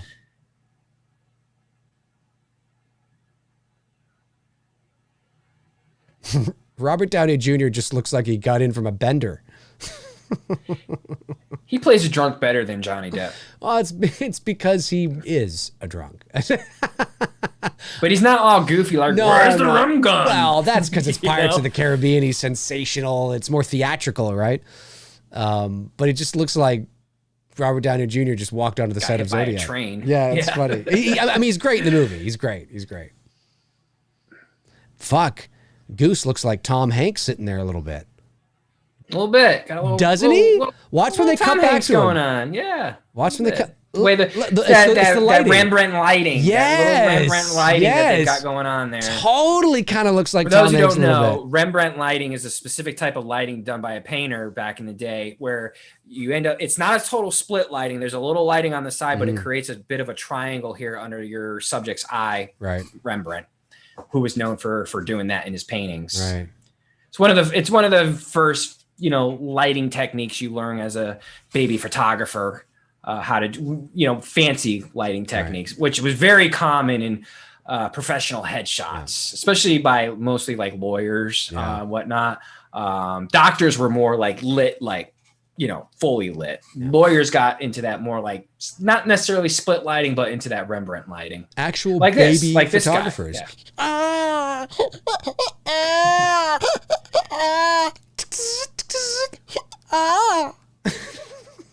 I loved that shit back in the day. I mean, it's it's cool to know lighting techniques, but it's sure. fun when you're discovering it and you're learning how to implement it into your photos for the first time. Agreed.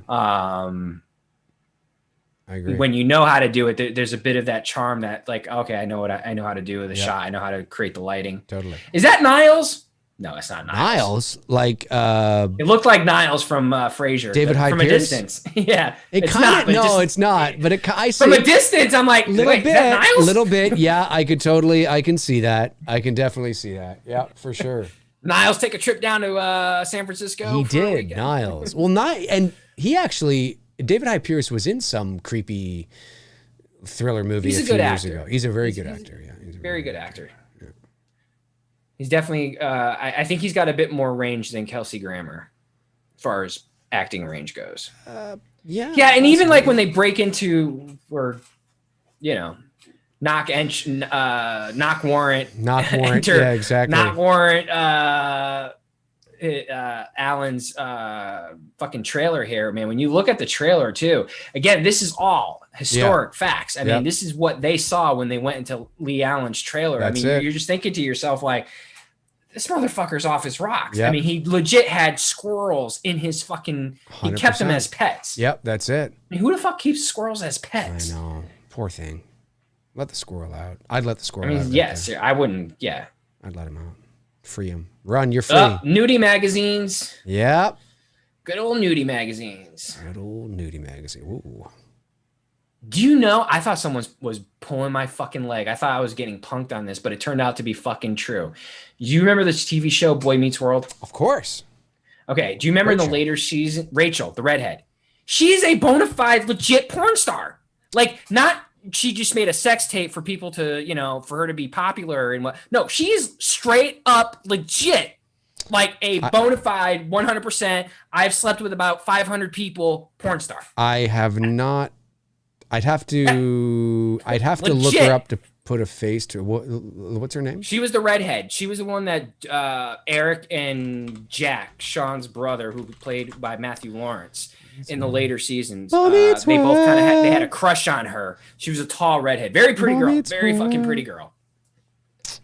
And someone was telling me like, dude, she's a porn star now. I'm like, get the fuck out of here. Was her name? What was her name on the show? Rachel. Okay, yeah, here she is, Maitland Ward. Yeah, Maitland Ward. Thank you. I was drawing a blank on her name. She's gone to her Wikipedia page. Dave's about to pull up Maitland Ward, and it's going to be porn stars. Girl walks in. What are you doing, Dave? No, I'm making sure I'm just gone to the Wikipedia page because I don't remember her on the show. That's weird. Yeah, it says right here. Yeah. Yeah, she's legit. Is she still doing porn. It, though? That's the question. Yeah. Really? Yeah. Oh, yeah, I was like, God damn. Well, actually, it says years active, 1994 to 2007, and then she's only been doing pornography for the last, 2 years.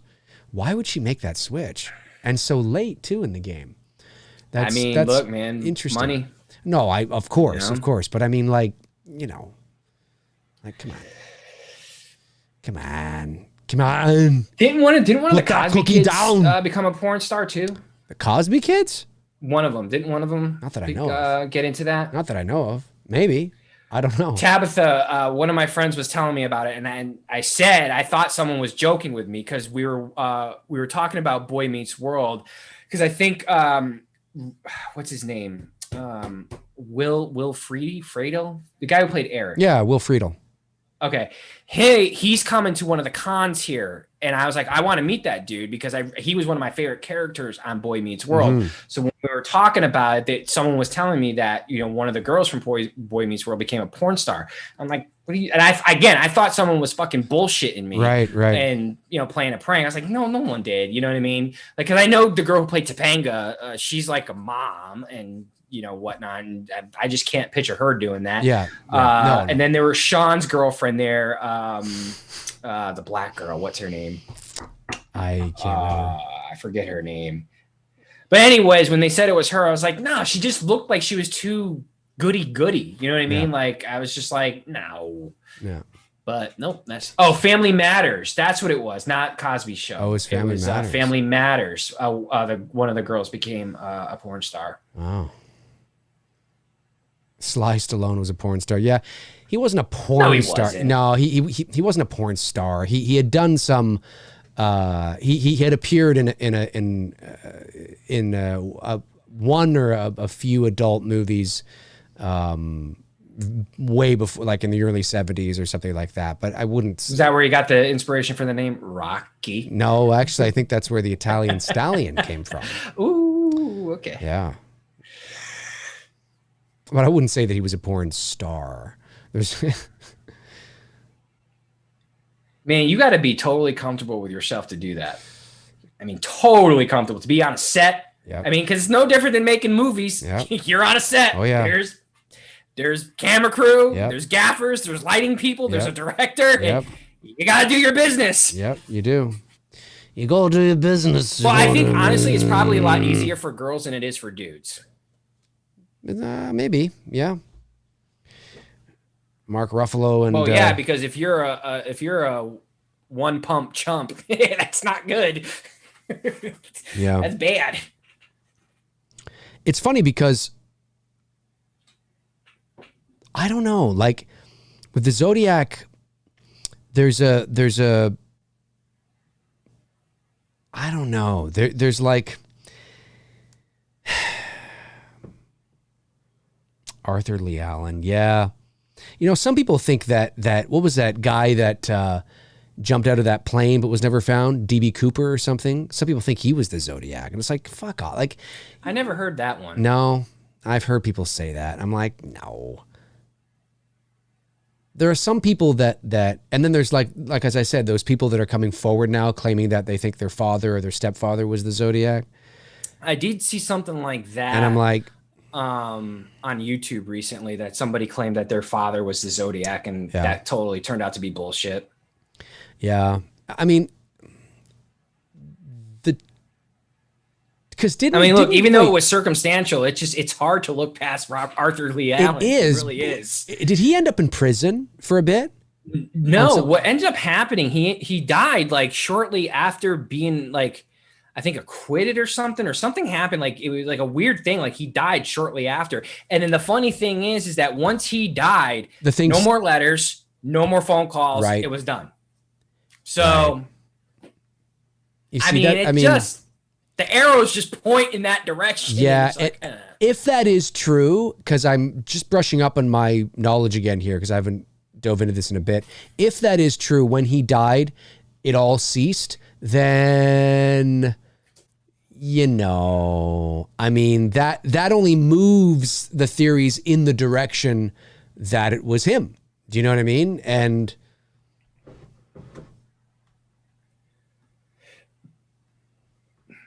that's what I think anyway. God damn it, Wikipedia.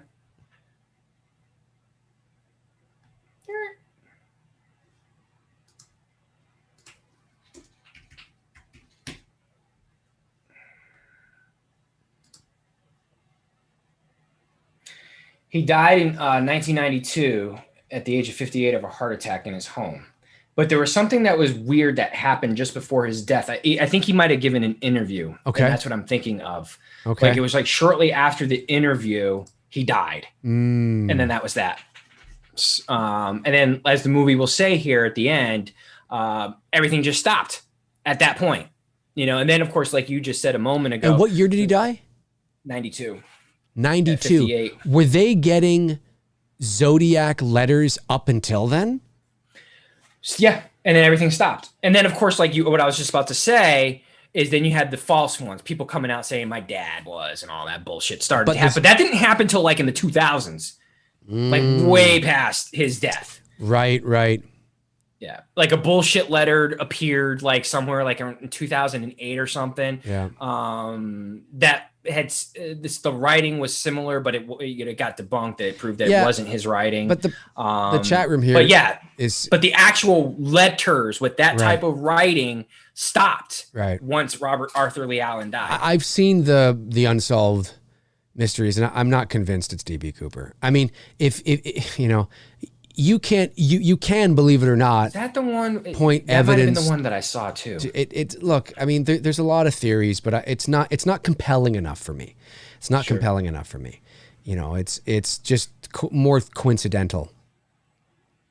I've always wanted to live on a houseboat, but not not as compelling like Arthur Lee Allen. Not like that. That's nowhere near That's that. insane. No, Edwin Sordo. I'm not an expert on Zodiac. I would never claim that. I've read the book. I've watched a lot of documentaries. It's he's in one of my serial killer novels as well too. Just like everybody, it's one of those cases that I got captivated by and read up on it. And Hans Gruber says the last talking about it confirmed letter was received in 1974. So that's a good 20 years before 7-8 years before his death. But I thought phone calls were still happening. I don't know. Between that time frame up until the 90s. Oh, I had Bit Pong. I love how they threw Pong in here. That was the infancy 100% of video games. Yeah. Yep. You didn't have this as video games, but we did, and it was the hardest game ever. I'm talking ever played. We had in school called the Oregon Trail. I had that. Did you have yes, that? The Oregon old Trail. Apple. Yes. That fucking game was so ridiculously hard. Yes. I hated playing that game. I remember the Oregon Trail. I always got sick and died. It was done. It took place back in like pioneering times or whatever. Like, you know, and you had like the horses and the fucking, yes. I fucking you'd always like die like halfway through. You could never fucking beat the game. I remember that. Do you remember when Sim City when it first burst onto the scene in the early 90s? And they had Sim City, and then there was one called Sim Ant. Do you remember Sim Ant? Yes. Sim Ant. Does anybody remember Sim Ant? You had to like build ant colonies and shit, and it was fun. Jake Gyllenhaal, the way he's sitting there looks like he's this modern time. that was that. Yep, that was me. Every time I freaking played that game, I always got sick and died. Yeah, always. I hated that game. Yeah. I remember playing hate it not like in a bad way. No, I get it. It was just so frustrating to play. Yeah.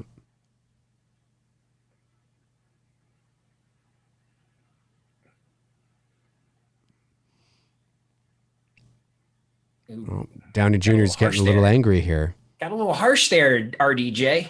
Yeah.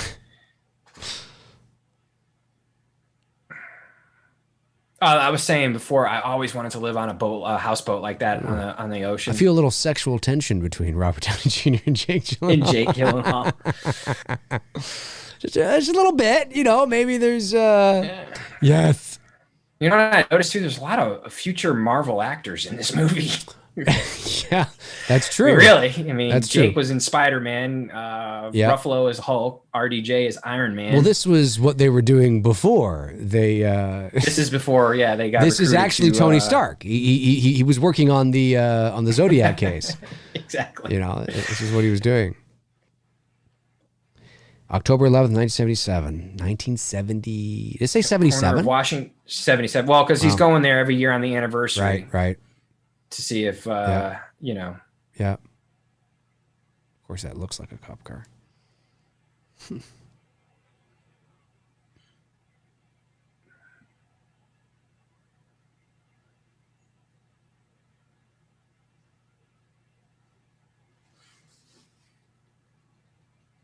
And now this is when Gyllenhaal and Ruffalo start to interact, because now he's Gray Smith is writing his book, or putting together his book. That's right. And is that the book you have? Yeah, this is the this is the paperback. It's not the original, but it's the Robert Graysmith book that this movie's based off. Really, right? Yeah. It's a good read. I highly recommend checking it out. Yeah, I'll have to do that. I mean, you definitely feel that Graysmith totally believes that Lee Allen is the Zodiac. Fascinating, yeah. Yeah, and he cites basically all of the evidence. I mean, and he still stands by it, even with the DNA. He's still, he ain't budging. He's like, nope, it's Arthur Lee Allen. And I'm like, I don't know, buddy. Yeah. Oh, and there was also a time frame too, and they do discuss this, where he's in jail. Right. Everything stopped. The phone call stopped. The letter stopped when Arthur Lee Allen was serving time. That's what I asked. And this was during the height of when shit was happening. That's what I was just going to say. I had asked earlier, had he ever been in jail? Because if he was and things stopped, that's... Yes, he did. You see that, and that's it. Doesn't mean that he's the Zodiac. But it's makes you raise your eyebrows and go. It does. There's an old song in the '90s. Things that make you go. Exactly. It's an interesting coincidence. You know, if it's not, I mean, you know, and then they started up again when he got out, I think. So it's and then like how this is where Graysmith points out to him about how. Yeah. Oh, yeah.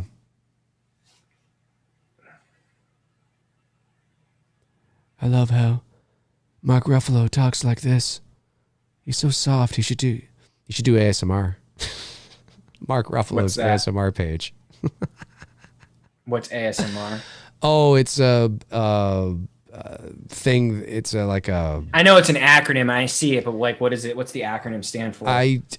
Audio something meridian response, I think, and it's just it's hard to explain. I guess it's a new wave trend that I see all the time, all over the place. Is that where the people are like not lip singing, but lip talking over people talking? No. I see that nonsense all the time. Oh, like, no, I just no, like, no, man, no. you people are dumb. No, like, no, it's no. the dumbest thing I've ever seen. The lip singing is like funny in itself sometimes, but sometimes stupid. But I see these like people sharing videos of like their lip talking over someone else doing a dialogue, and I don't get that. No, that's not what that is. That's not what that is. No, nothing like that. What is happening here? He's doing his investigation. Vallejo.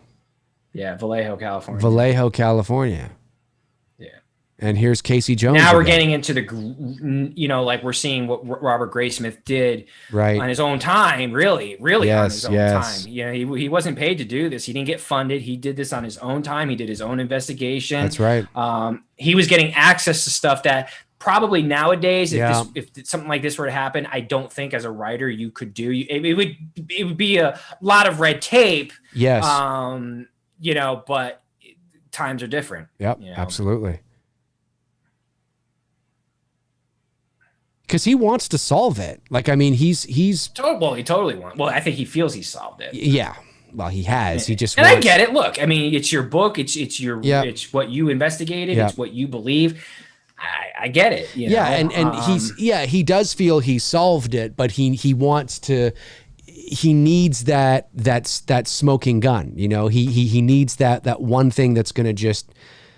Well, he became so obsessed with it that he had to know, and he wanted to know. And no matter what, I don't think, like, literally you could have a second suspect with his DNA matching, saying I'm the Zodiac, and I still think Graysmith would have been like, no, it's Arthur Lee Allen. I just think he has his mind so made up. Yeah. And sometimes we get blinded by our passions. You know, this became a passionate project for him. It's true. Sometimes, you can almost be too close to it. You need another set of eyes. It's too subjective. You become too emotionally attached, and that you need to remove yourself from it. That happens all the time in investigations, and that may have happened to him, where he got his heart set on something. He became stubborn, that he wasn't willing to look at other things, because he was so set on, which, I mean, I get it. I totally understand why you'd have your heart set on the guy. I mean, I do. Everything does point to him. Even the weird coincidences are, like, incredible. It becomes that old saying, if it walks like a duck, quacks like a duck, you know what I mean? And in a lot of cases, that was the case with Arthur Lee Allen. Jake Gyllenhaal. All this happened too. They wouldn't let him take any of the files out or Xerox him, so he had to kind of memorize everything. Write it down. Go to the local diner and write shit down on a napkin. That's it. Give the man credit. That's. Yeah. Give him credit for doing that. 100%, man. What are you, bored? No, I'm just tired. I'm not bored. Get some caffeine in you. Yeah. I'm not bored. I'm just tired. I'm always tired. I need better sleeps. Jake Gyllenhaal looks like OJ's on Twitter, Jeff? I didn't know that. I'm not on Twitter. OJ's on Twitter? Fuck OJ. That's ballsy. OJ's a piece of shit. The fact that anybody would even like... Hey man, fucking Bundy got married to a girl while he was in prison and had a kid. So there's girls that are into that stuff. They like serial killers, but, man. Well, there were people that would send Ramirez.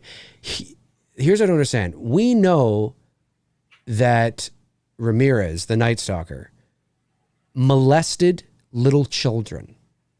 We know this. Mm-hmm. It's not up for debate. We know this. He molested little children. He raped. Can we say that on YouTube? Oh, you're right. I'm probably going to get dinged for it. You're going to get dinged probably. Yeah, ding, ding, ding, ding, ding. Whatever. They don't monetize these episodes anyway because we have bullshit in the title. So, but he did. That's what he did. And there were women that would still send him naked photos of themselves. Now, obviously, these women are either... I don't understand that. I just don't understand. Fuck, man. The world's fucked. The world is fucked. It is fucked. The world is fucked. It just there was girls who would call into the radio station, who were obsessed with Zodiac and wanted to know who he was and that they loved him and they were infatuated. They didn't even know what this dude looked like. Exactly. And they were infatuated with Zodiac. I mean, it's just... Yeah. I'm telling you right now, sometimes I've had girls DM me asking me to do some extreme shit on photo shoots that I've had to decline and be like, nope, I am not going down that road with this shit. Tony becomes Hugh Hefner. Not going no, but it's just like extreme stuff that they want Michael Myers to do to them in a photo shoot. And I'm like, I'm not doing that shit. Yep. Sorry. Yeah. Jack Ellis says, who's Dave talking about? Richard Ramirez, the Night Stalker. The Night Stalker. Yeah. He raped kids. That would be a tough movie to do. Yes, it would. And he also, but everybody from kids to your grandmother who's in their 80s. He beat and raped old men. And it was everybody, black, white. Well, most of them, there were white people. A lot of them, though, were like Hispanic and Asian and stuff. But I mean, he had no, and then there are women that want to fucking date him. And they're sending him like provocative photos. The women wanted to date Manson. Didn't Manson get married too? 100%. But I mean, fuck, man. Like, I can't explain it, but they're just I can't even Yeah, Warren Armour says that documentary had me crying. The crazy thing is, like I said, I'm amazed that I was more disturbed people didn't know watching about it. It was good. I was just disturbed. Oh yeah, it was amazing. But I knew about the Richard Ramirez thing. Thank God for that documentary because that story is famous. I've known about that for 20 years, and it was great. I'm surprised more people didn't know about it because it was huge way back in the 80s. Yeah.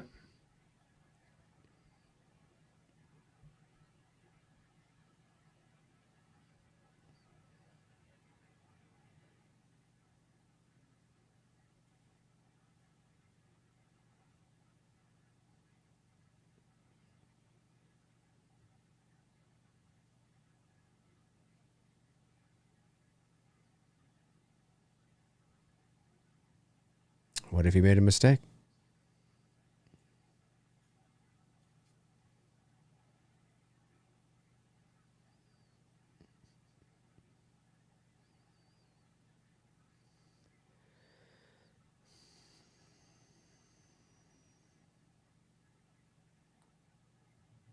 Yeah, it's...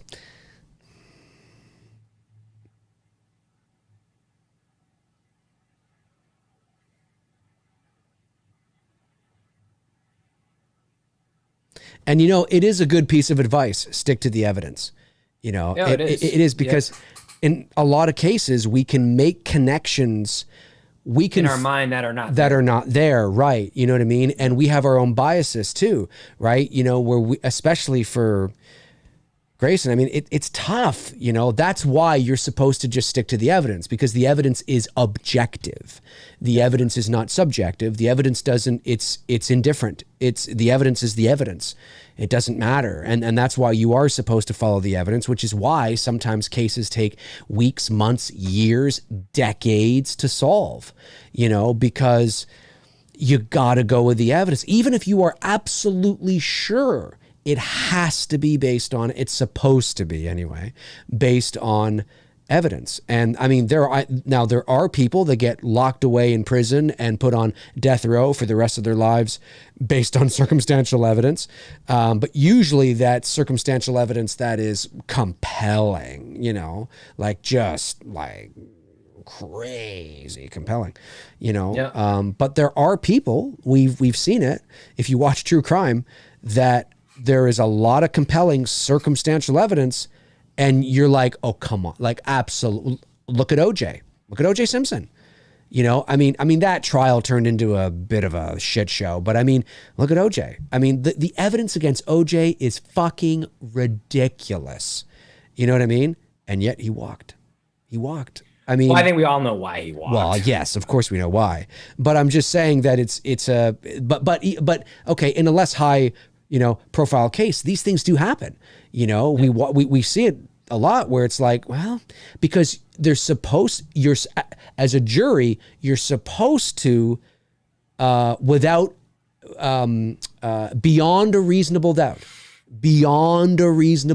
that's what you're supposed to give your answer on, is beyond a reasonable doubt, he is innocent, or beyond a reasonable doubt, he is, guilty. And, sometimes guilty people do walk because there just isn't that one fucking thing that just seals it, you know? And sometimes they do get thrown away, of course, too.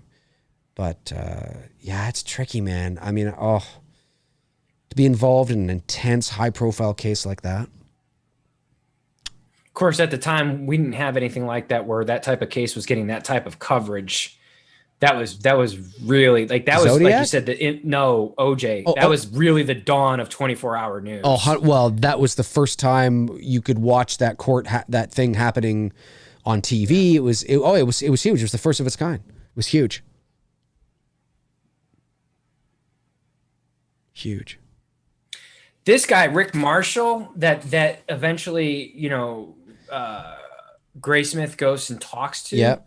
Great actor. He's a character actor. Great actor, and very convincing to make you think like, maybe, you know, yeah, maybe it's true. You know, the handwriting is matches. Yep. You know what we should do on here soon, and I know a lot about this case, is the JonBenet Ramsey case. Fuck.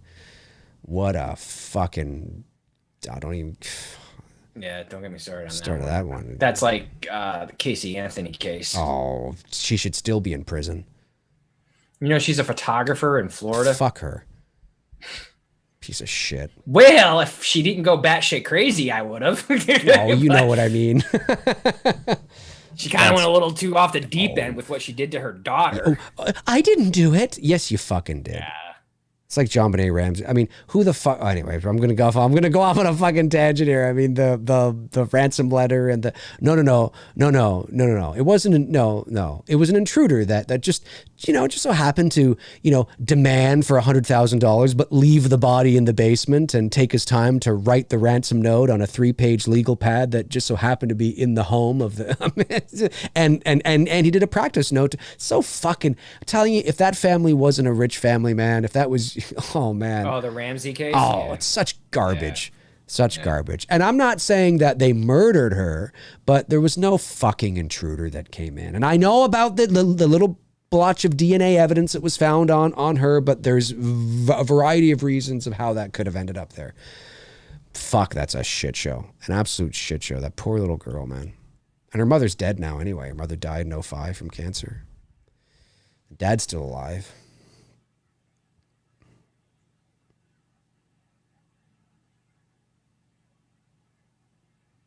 Yeah. Handwriting analysis is fascinating.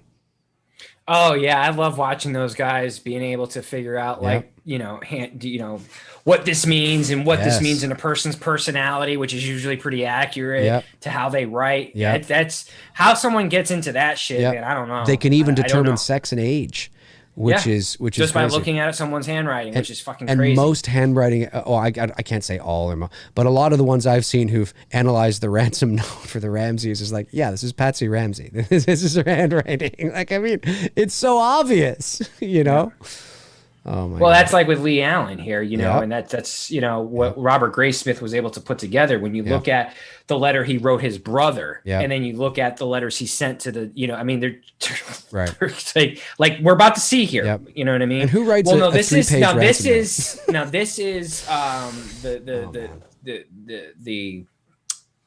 theater guy, the guy who wrote, it's close. Not as close as Arthur Lee Allen. Right. It's close. But it's close. Yep.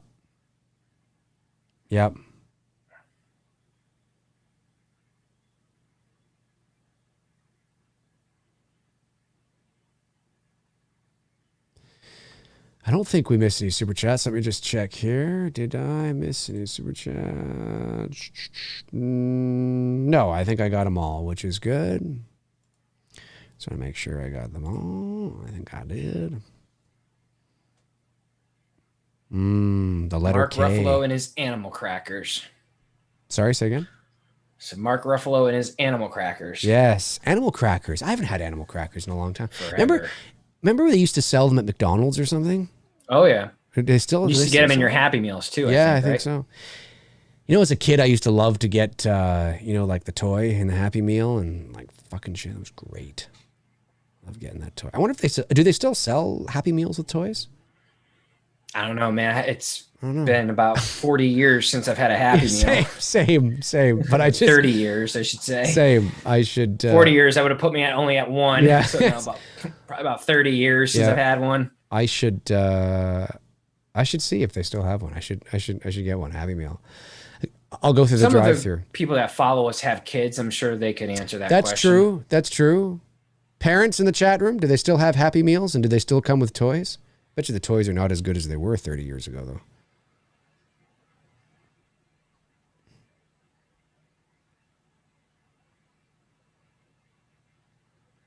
Look at Mark Ruffalo's hair, man. If I let my hair go, that's like how that's you? Yeah, it's me. Yeah. If I have a shower and I put a little gel in it, if my hair's longer, it'll be like Mark Ruffalo's hair. Yeah, 100%. I should do it. Again, for those of you that may not know, I actually do have a full head of hair. I just wear hats all the time. She's like, you are not watching that. Well, if he's not watching it, why do you have it on then? You should shut it off. Yeah, turn it off. This scene never made any sense to me. It was like, if you don't want him to watch it, just shut the damn thing off. Leaving it on in the background. Yeah, because it's not like it's something the kids would be paying attention to. The kids wouldn't care about that. So just turn it off. I guess it was like, I get they were trying to build this friction between him and her that was beginning to happen. Yeah, and that does happen in real life, man. When cops get really invested in a case, they want to solve it. They want yes, they want it, but it becomes competitive too. They want to solve the case because they do care about the public and people, but they want to solve the case. Listen, it'd be silly to think that a detective who is on a high profile case like that doesn't also, even if they don't think about it, consciously, doesn't want to be the one that solves it. You know what I mean? And gets the recognition for it. That's big, man. That happens too. Absolutely. Yeah. They want to be the one that solved he's the guy that solved the Zodiac. I mean, that's huge. That's huge, That happens. Well, and I think that's why Graysmith was so blinded by, the circumstantial evidence that was pointing to Arthur Lee Allen, is that he wanted to say, I solved the case. And that's why he's still standing by it to this day, even though, as we've said a couple times tonight on the stream, the DNA says otherwise. That's it. Yeah.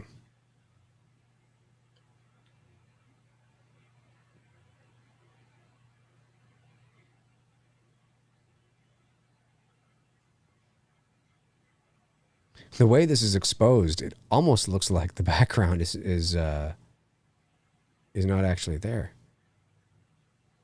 That's funny. I mean, it is. I can tell, but it just the lighting a little bit.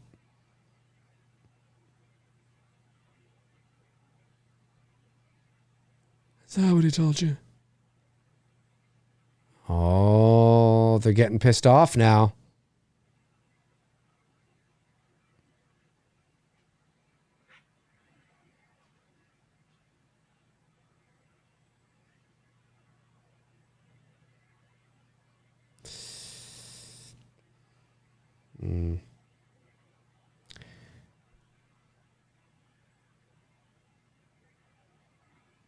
Too much evidence is lost. Yeah.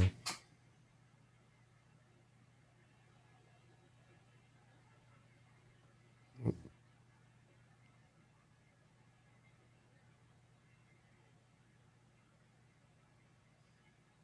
at that fucking hair. That hair is great. Of course, now it's he's all in the recruiting his kids to be his helpers. That's right.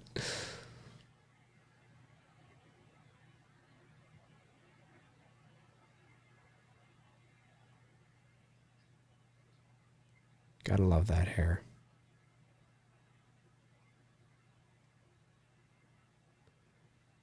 I gotta love that hair.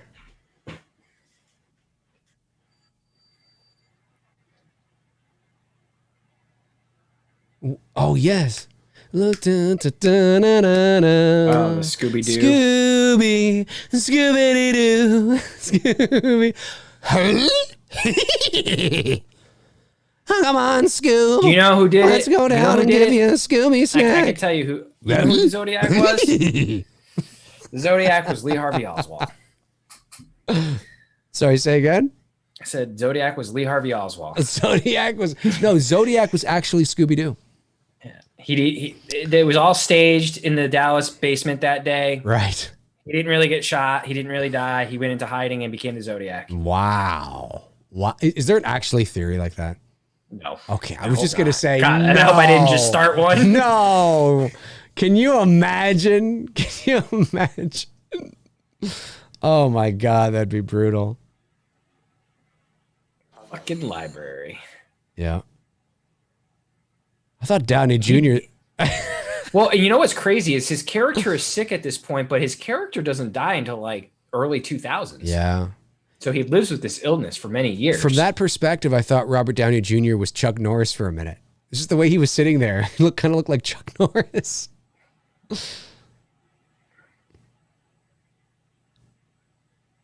Whoa, he went on TV. Fuck.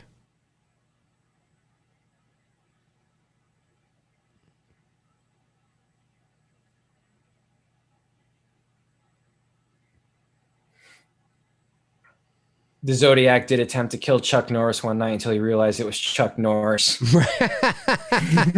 That's right. That's exactly it. Yeah. Jake Gyllenhaal's got great hair too.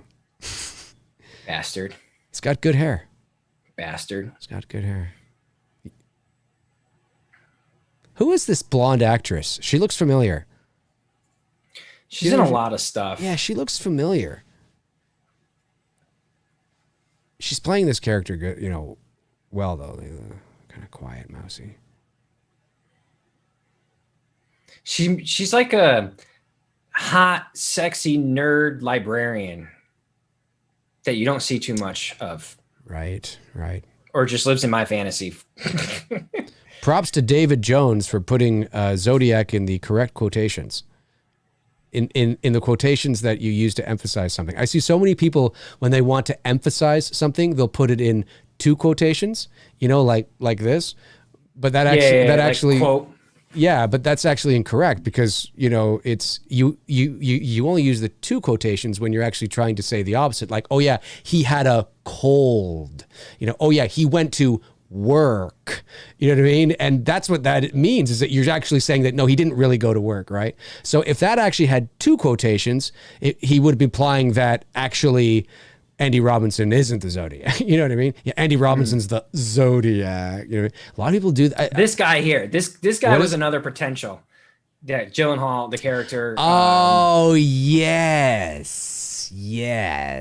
But again, it's, it's circumstantial because, there's just not enough. He wants to believe whoever you know what I mean? Like right. He wants to find it, the Zodiac so bad. He does. That he has blinders on to that. 100%. If you were to deduct everything, this guy is no way. Even though it alludes to it a little bit, but yeah, no.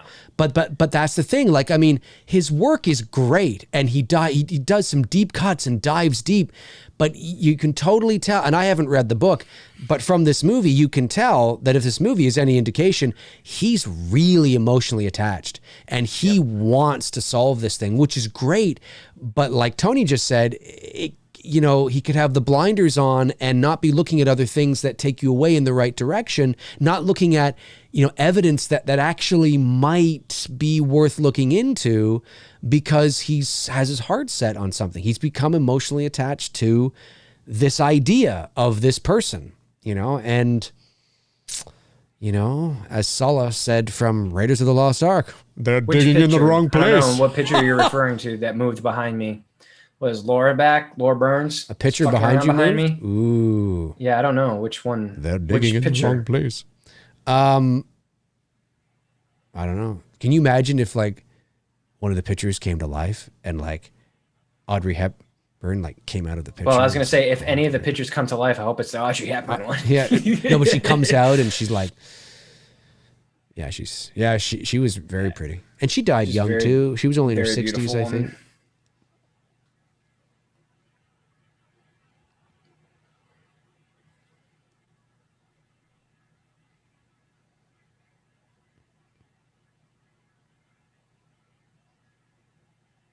Yeah, he's...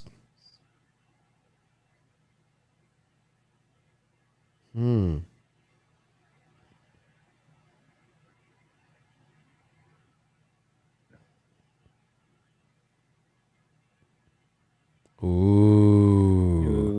Can you imagine how fucking freaked out you'd be at that moment after somebody says something like that? Mr. Graysmith, that's my handwriting.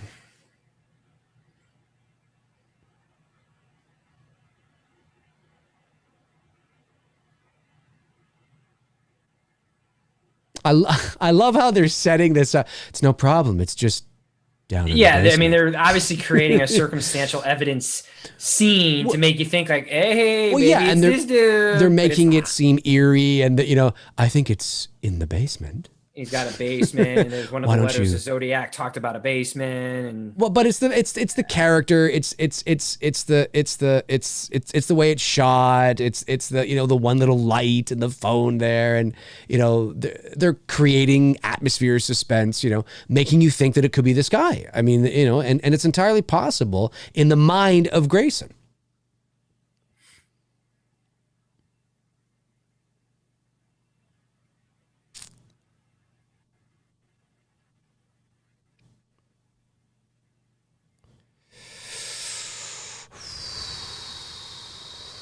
The Zodiac.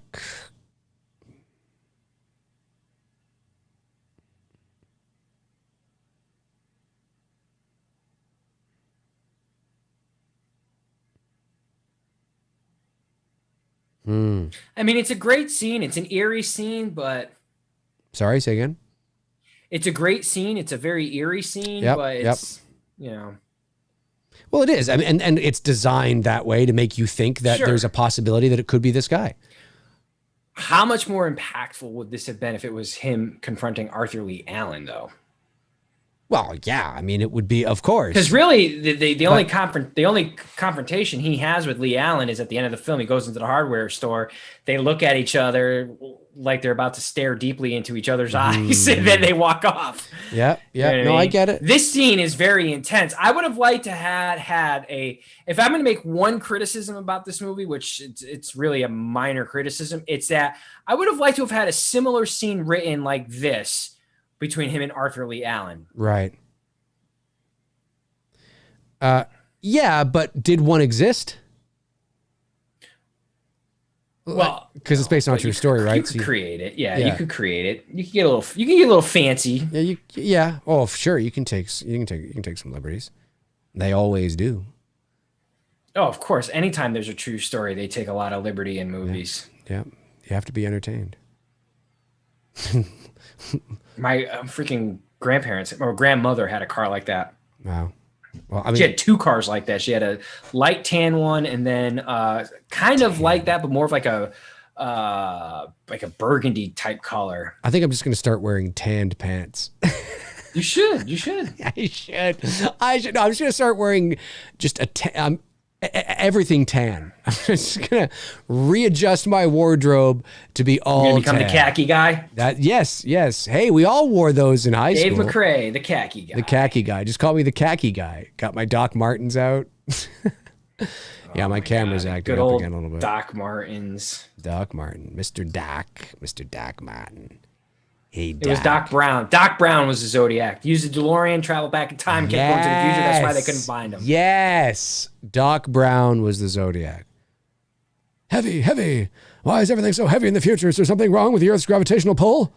Did we do Back to the Future yet? Yeah, we did. I think we did.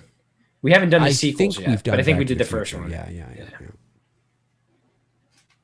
I like this girl too. She's another good character actor. She's in The Faculty. Oh yes, her. I remember her. Whatever happened to her? Is she still around? I don't know. Who knows? Making Lifetime movies. She usually plays these types of characters. No, there's anything wrong with making Lifetime movies. Oh, she usually plays these types of characters. She does. She's a good character actor. Yeah.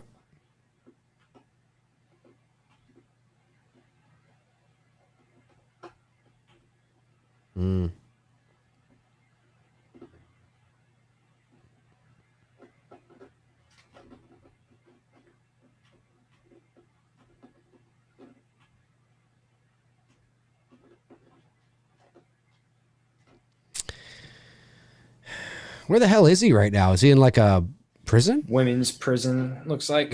Oh yeah, that's right. Yeah.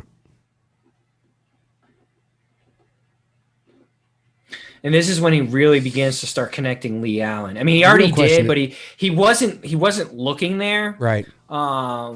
He was really overlooking Lee Allen at this point. Right. And then this is where, talking to her, he really begins to start to make that connection. Right. You are correct. Stan Lee. It was Stan Lee. It was Stan Lee. It was. Stan Lee became the Zodiac. Stanley. Which is why Iron Man and Hulk and I forget James' character in Spider-Man. Correct. That is why. That is correct.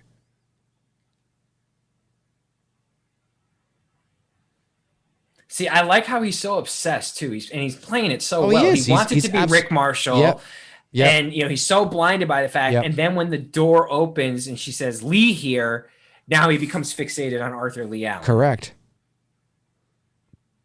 And that's a dangerous thing to have when you're someone who's, if you're going to write a novel and do this type of an investigation, you got to be careful to put those types of blinders on. You really do have to make sure that, because you could become so obsessed with it that you could, let's just say hypothetically, he went with the Rick Marshall road. Yeah. Well, as we all know, Rick Marshall, there's no way it was him. I mean, as they've proven later on, it was absolutely and it would have just made him look stupid. Yeah. Arthur Lee Allen, again, if you're going to put a novel together for the time, now remember, I'm not talking modern time. I'm talking for the time when he wrote this. Yeah. It was the best circumstantial evidence that they had. Yes. So I can understand why the bifocals were on for him. But even early on, as he was writing the book, as they alluded to here, but they only highlighted how much he was really dead set on Rick Marshall for a long fucking time. Yep. Until the door opened towards Arthur Lee Allen, and then he became fixated on that. And then it just by sheer coincidence that all the circumstantial evidence led in that direction, which I find odd that he overlooked it, but it just goes to show there wasn't enough. When you have blinders on, 100%. and you're not looking deeply, that's what happened. None of the evidence changed. Yep. He just became so fixated on Rick Marshall being the Zodiac that when the girl tells him it was Lee, Then he shifted and went into the direction gears, of, which, right. But there was never, as much as there was a lot of circumstantial evidence that pointed to Lee, but there was never enough to convict him. There was never enough for even Rick to Marshall. arrest him.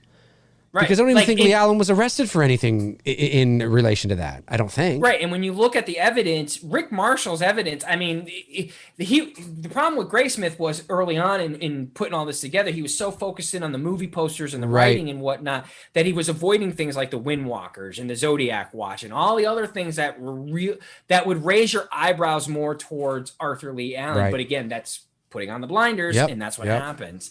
And I think that's what happens a lot of times with a lot of these documentaries, that like, we're going to do this and we're going to, we're going to solve the Zodiac case. Like you become so obsessed with something and you're confident that, like, there was one here that's recently I watched on YouTube. It was like a 4-part one where they were going, it might've been based off of the person who said his father was the Zodiac. Okay. It might even been that one that you're talking about that they made into like a 4-part, or maybe it wasn't a 4-part documentary, but the person chopped it up on their YouTube channel into a 4-part documentary. Right. And by the end of it, you're like, there was literally zero evidence that led this dude's dad to be in the Zodiac killer, other than the fact that he's claiming that his father said this. And you're like, right. But that's what happens. And then to me, I just think you look like an idiot in the end. Yeah, I mean, it that's why, like, people keep asking, like, when am I going to start making YouTube videos on serial killers? At some point, I just want to figure out the format on how to do that, because I don't want to come across as if like I'm solving a case. Right. I'm going to come across based on what was presented to us and, things that we know, and maybe hopefully, do it well enough to where people appreciate what I'm doing. But I don't want to be a fucking knucklehead saying like, oh, I've solved the Zodiac killer and it was fucking Dave McRae. I'm just using you as an example. It was me, damn it. It was me. That'd be fun. You have people who do that because they're doing it for the hits. They're doing it for the views. 100%. And I just think that's I think like if your dad, who was a journalist, was around today, would look at it like it's wrong that people do that. You should want credibility, and what Graysmith was doing here at this point, like he said Arthur Lee Allen's name here, Jatoski, or Mark Ruffalo's character. Ruffalo realizing like, now this is Ruffalo's guy. This is who Ruffalo or Toschi, this is who Toschi felt was the Zodiac all along. And Graysmith was able to figure it out himself by connecting dots. Right. So.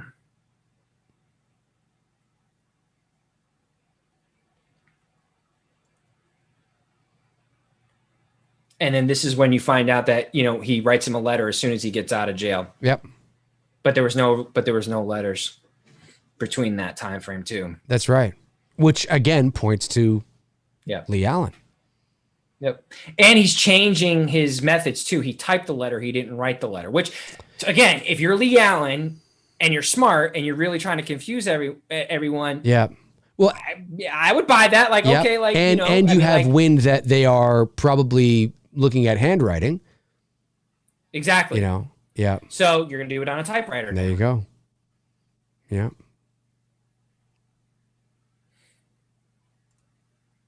I love talking about this case. It's just fun. It's so great. We'll never probably ever solve it, but it's, No, it's one of those. It's like I told people early on tonight when they were messaging me, like, well, what if I said this? Like, there is no what if, man. Like, it's just a case that we can all talk about and come at it from different perspectives and different ideas on who could have possibly done it. Yeah. But there's always Allen is obviously easiest to talk about because of, based on the book and the movie and everything else. But who was the other dude that you were just talking about here? The guy who jumped out of the plane? Oh, DB Cooper. But I don't. Yeah. Yeah. I mean, there's lots of theories but for me, it comes down to the evidence and who is the number one suspect based on the amount of evidence pointing to one person? Well, that's Lee Allen. So, I mean, it doesn't mean it was him, but if you want to talk about who is it likely based on what we know right now, it would be him. And he's dead. Yeah.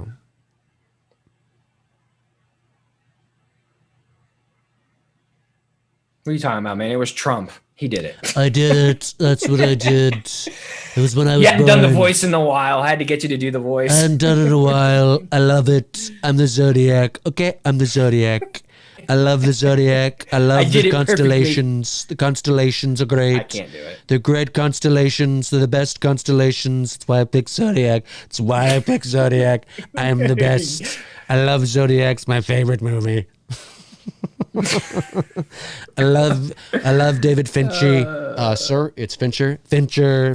Thanks, Mike. Fincher. I love Fincher. He's great. Love it. Trump is back. I won. Trump. I'm now playing golf in my jammies. Getting ready to write a new letter. Getting ready to write a new letter from my room in Mar-a-Lago. Melania, yes. Write the letter. Can you write my letter for me, please? Okay. Yeah, I mean, like Warren Armour, dude. I hear what you're saying because I think I seen that 2020 show, the one where they covered DB Cooper, the mystery, and yeah, I mean, it's all about presentation and how you present it. You know, you can just like Gray Smith's book and this movie. It's how they're presenting it as, you know, for a while there, you know, Gray Smith was on the Rick Marshall trail and now we're on the Arthur Lee Allen trail, which I felt was very shorthanded considering this book really is focused in on Arthur Lee Allen a lot. Like he didn't spend a lot of time on the investigation tale with Arthur Lee Allen because we've only got 9 minutes left to the movie. Yeah, exactly. And that was one of the things I didn't like about the film, as I wish they would have spent less time on the Rick Marshall hunt. And I understand why they did it because it's fact, but I wish they would have spent a little more time with Arthur Lee Allen. But it's how it's being presented. That's right. And how we're watching it, and that's the 2020 that you're talking about there, buddy. I've seen that one, and it's a convincing presentation, but it's just how they've packaged I've it seen all it. I mean, together. it's not that I don't think it's. I mean, it's anything is possible. It's about what is probable.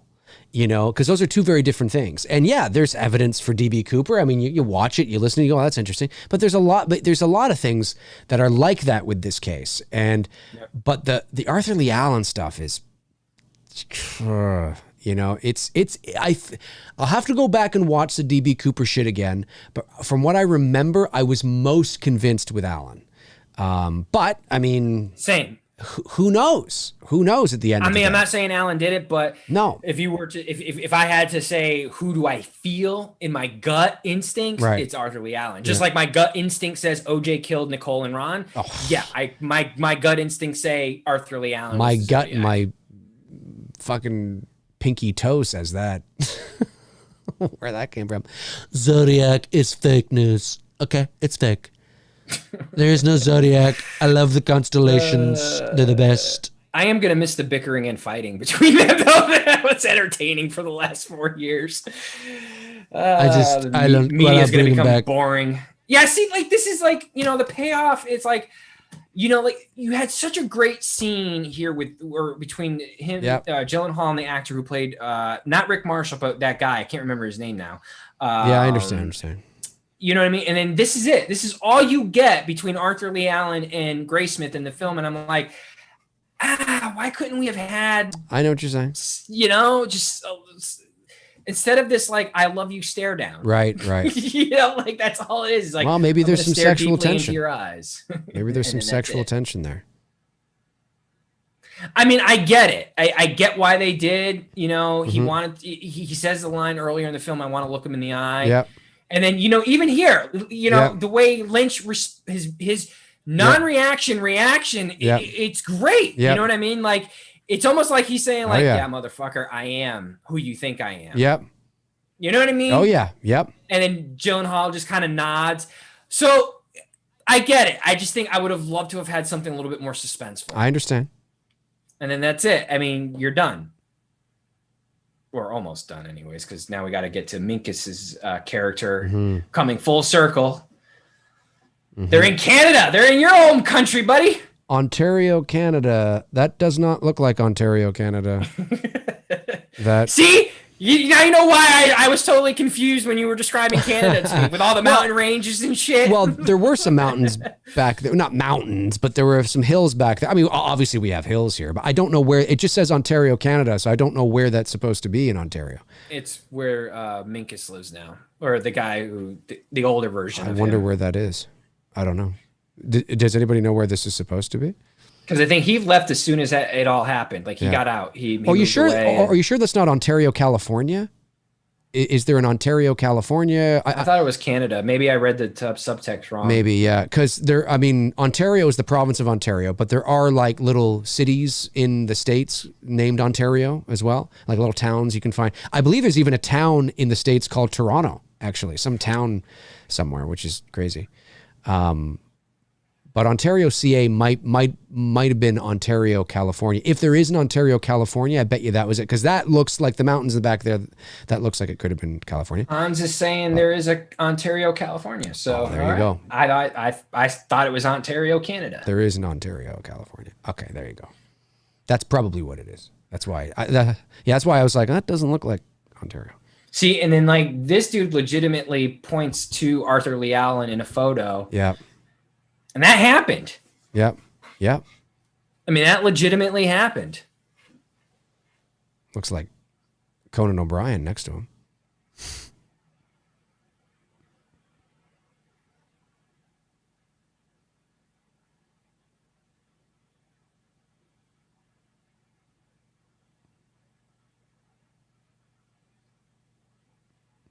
Hmm.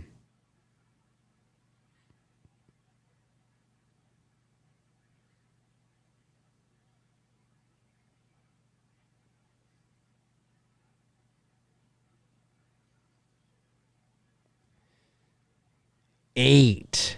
He's an 8 out of 10, sure. 8 out of 10. I mean, that's really sure. When you're attacked by someone, and he clearly did see Zodiac's face that night because Zodiac wasn't wearing a mask. Mike Maggios, that's who Minkus is. That's right. See, they were going to discuss a meeting with him after this identification, and Lee Allen dies of a heart attack. Right. Yeah. Just before they were going to talk to Lee Allen after the kid identified him. That's what I'm saying. Like, there's just like a lot of just weird shit happened around Lee Allen with this fucking case, man. Yeah, it's fucking weird. All right. It's fucking weird. Folks, that was great movie though. Oh, fantastic. That was Zodiac, ladies and gentlemen. The 2007 David Fincher classic Zodiac. If you haven't seen it and you're a big David Fincher fan, you're a big true crime fan, and you don't know about the Zodiac case, do a little research on the Zodiac case and then watch this movie. Or read the book. It's a really fucking good novel. Yep. I always kind of forget about that stuff because I don't really read that much. But if you are a reader and you like reading, definitely read the book because that'll give you some great insight into that as well. It's just crazy. All right, let's take this thing to 10 o'clock. That's another 10 minutes or so, and that'll be able to wrap us up. And that'll be a 3-hour show. And let's answer some questions and see what you guys are talking about. I think I got all the super chats, which is great. We'll see what you guys have to say. What do you guys think? You want to talk Zodiac? You want to talk Fincher? Great movie. 2 more hours, guys. 2 more hours, yeah. I don't think we're gonna make it. I'm barely hanging on right now. Yeah. Anyway. Warren Armour says, great movie. Oh, yeah, you just read that. 2 more hours, guys. Yeah, no, that'd be crazy to do that. But if you have some questions, let her rip. McRae, by the way, McRae Live, back tomorrow, but it's 12 noon PM is the new time for McRae Live. Now come at us with some Godzilla Kong. I'll be talking stuff. Godzilla versus Kong, the trailer tomorrow. I'll be talking about that and my thoughts on it. And, just giving my thoughts on it. And, I can fucking talk 30 minutes on fucking toothpaste. I mean, that's just that's the way it goes. Colgate or what's the other brands? Crest. Crest. I have Crest in my bathroom right now, so I'll say Crest. I have Colgate. I'm a Colgate guy. Colgate. You're a Colgate guy. Are you a flavored Colgate or just the white paste? Regular triple layer mint. Oh, just the regular one. I have the whitening. I think I have that one too. Flinner said, do you guys prefer Zodiac or Seven? Zodiac, only because I'm just so into the case, you know. But they're both really great movies. I think I probably prefer Seven, but because Seven's just a Zodiac is based on true, so it's different. You know what I mean? It's not, one's fictional, one's not. So Seven's great too, though. I mean, Seven is amazing. You know. What's in the box? Yeah, what's in the box? Yeah, I would have shot him too.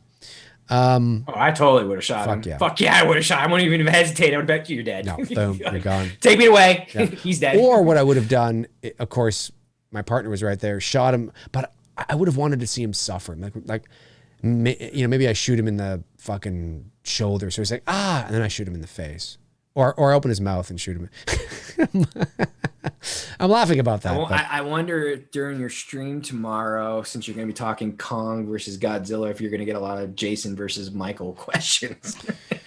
Maybe. I don't know. Maybe. I mean, my viewers already know how I feel about but Dave! Yeah. But see, Kong versus Godzilla is different. It's just different. It works. In the universe they've created, it works. And yeah, it works. It's all because there's no such thing as either of those things. So, and now you could say, well, there's no such thing as Freddy. No, but they're more. It's more grounded. It's not. It's hard to explain in just like a minute. But I mean, it's Dave. It's not. They're titans. They're gods. You know, it's just easier to believe that you could put two monsters like that in a movie together. With Michael and Jason, or Jason and Freddy, I just don't. I've never liked the idea. How about Chucky versus Ghostface? Oh, what? So that'll last like 6 seconds. Well, if you're gonna do Chucky, you should do Chucky versus Annabelle. Yeah, Chucky versus doll versus doll. I'll beat the shit out of Chucky, okay? David Lee Barron sends a $4.99 super chat. It's to our Lord and Savior, Tony Christ. Will you and Dr. Pichet do a two dudes on Spider-Man 2? I think Spider-Man 2 is David Lee Barron's favorite movie of all time. It's worth a watch, my Lord. How do you feel about new Spider-Man movie? I've seen Spider-Man from 2002. I like it. Is that the Tobey Maguire one? Maguire one, yeah. I'm kind of like, with Spider-Man. Maybe. Like, maybe in the future, but right now I don't think it's on the radar anytime soon. Let's just say that. I don't hate the movie or anything, but it's not one that I think we'd probably watch anytime soon. Not right away. Yeah. Zach Gaxiola says, Dave, if Halloween Kills goes to streaming, does that mean no TIFF premiere? Well, I mean, it's not guaranteed that it would be premiering at TIFF anyway, even if the world was normal. We suspect that it's going to be TIFF because sometimes studios like to follow the same promotional plan, let's say, that led them to success. So there was a high probability that it would have been TIFF again. At least I actually kind of know that it was aiming in that direction. Whether it would be TIFF this year, I don't know. It depends if but the question was if Halloween Kills goes to stream, does it mean no TIFF premiere? No, that doesn't mean that. If it goes to streaming in June, yes, that means there's no TIFF premiere because TIFF is at the end of or at the beginning of September.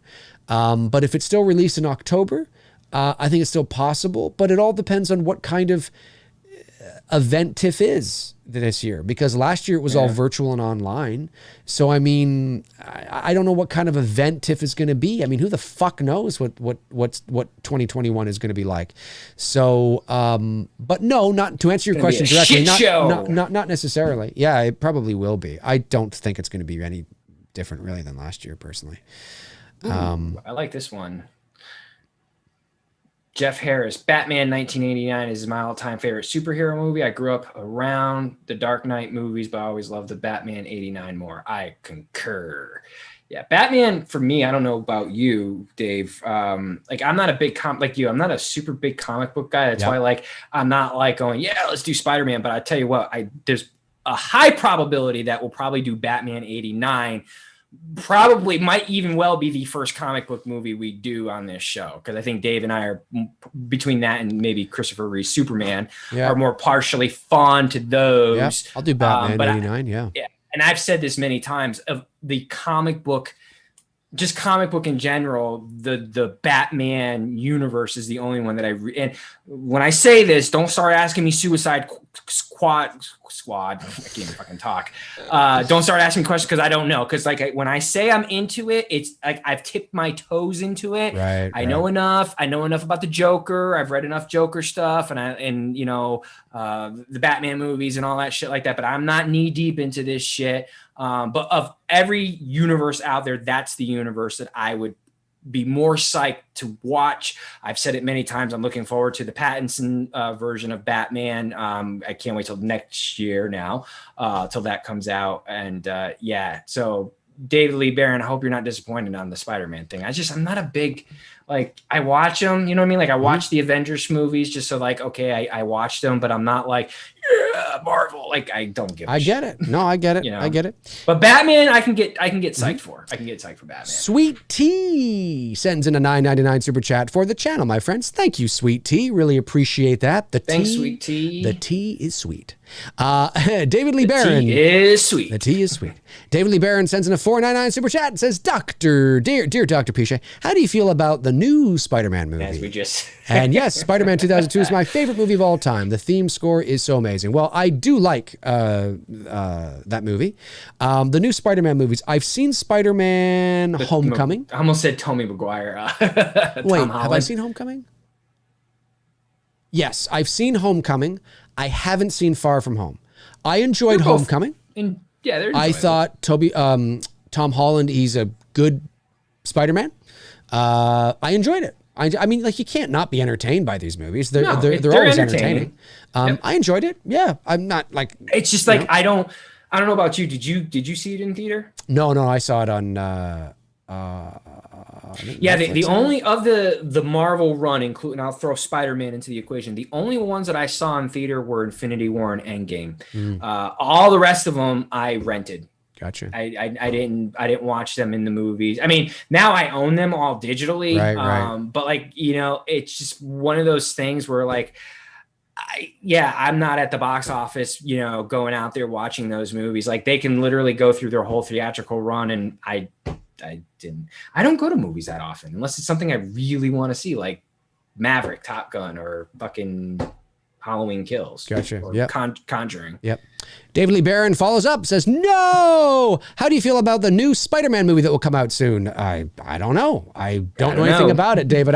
I'm really not up on the... I mean, I can talk superheroes in a 101 sort of sense. So I can talk Spider-Man like 101, right? Like if I need to, you know, filler, I'm up with what's going on. I mean, even though I'm not a superhero fan per se, and when I say I'm not a fan, I don't mean I'm not a fan. I just mean that I'm not like hardcore like a lot of you guys. I know what movies are coming out and things like that, but with the new Spider-Man movie, I don't know. I'm indifferent. It's coming out. It wouldn't bother me if it came out. It wouldn't bother me if there was if it never happened. It's what it is. And so I hope it's good. I mean, I hope it's good for all you Spidey fans out there. That's for sure. I like the character a lot. I just never really got into it. Yeah, I always feel bad because I get those questions like sent to me on Instagram about Batman shit, you know, and I'm just like, I'm not that knee deep into it. Like I like it. I enjoy it. Yeah. I get excited to watch a Batman film, but I'm not like, it's not a priority. There's some people, man, that go hard into the paint. And I think that's cool. I think that's cool that you guys are, you know, into it. You know, everybody's got to have their niche and their thing. It's just, you know, for me on a scale like Spider-Man's new movie, I probably won't see it in theater. I'll wait to rent it, you know? Yep, I got you. Robert Kitzmiller sends in a $5 super chat, says, do you guys enjoy the idea that Michael's mask will have now come off in 2 back-to-back movies after kills? After kills. Well, you're talking about like the thing that happens in the teaser.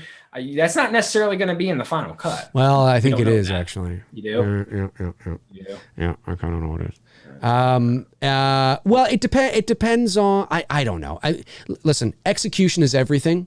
And I did not like the Dr. Sartain scene where the mask was off and Dr. Sartain was with the mask on. But it wasn't that the mask came off. It was that the mask came off and everything that surrounded it, right? Is it possible that you could remove Michael's mask, but everything around it, what you've written the reason it comes off, how long it's off, the character motivation around it, you know, the execution, right? How and when it gets put back on. Could you write something around that I'm like, wow, actually that's pretty cool. It makes sense. I buy it. I believe it. That's awesome. Absolutely. But with the Dr. Sartain thing, I just didn't. It was garbage. So is it possible? We've already had 2 shitty moments where Michael has had his mask taken off of him in this franchise. Right. Okay. So Halloween 5 in fucking 2018. So is it possible that in Halloween Kills, what is the reason his mask is off? How long is it off? Do we see his face or not? Does it make sense? Is he crying? You know, is he crying? Maybe those things will make me go, you know what? I'm okay with this. I believe this. I believe that. I didn't believe Dr. Sartain. Yeah. So that's always possible. David Lee Barron says, I hope season 4 is the last one of Cobra Kai. Me too. I hope so, but Yep. Probably not, but I agree. Frank Riker sends in a $5 super chat, says, D&T, how do you feel about Halloween Rebirth that will be coming out in 2028? Blum told me. I thought it was 2038, and it was going to be called H60. H60. Starring Jamie Lee Curtis. H60. Well, actually, that would be... retconning it again. Right. 2038. This one's now going to pick up from where Season of the Witch left right. off. Michael is 81. And he's still kicking it. He's still kicking it.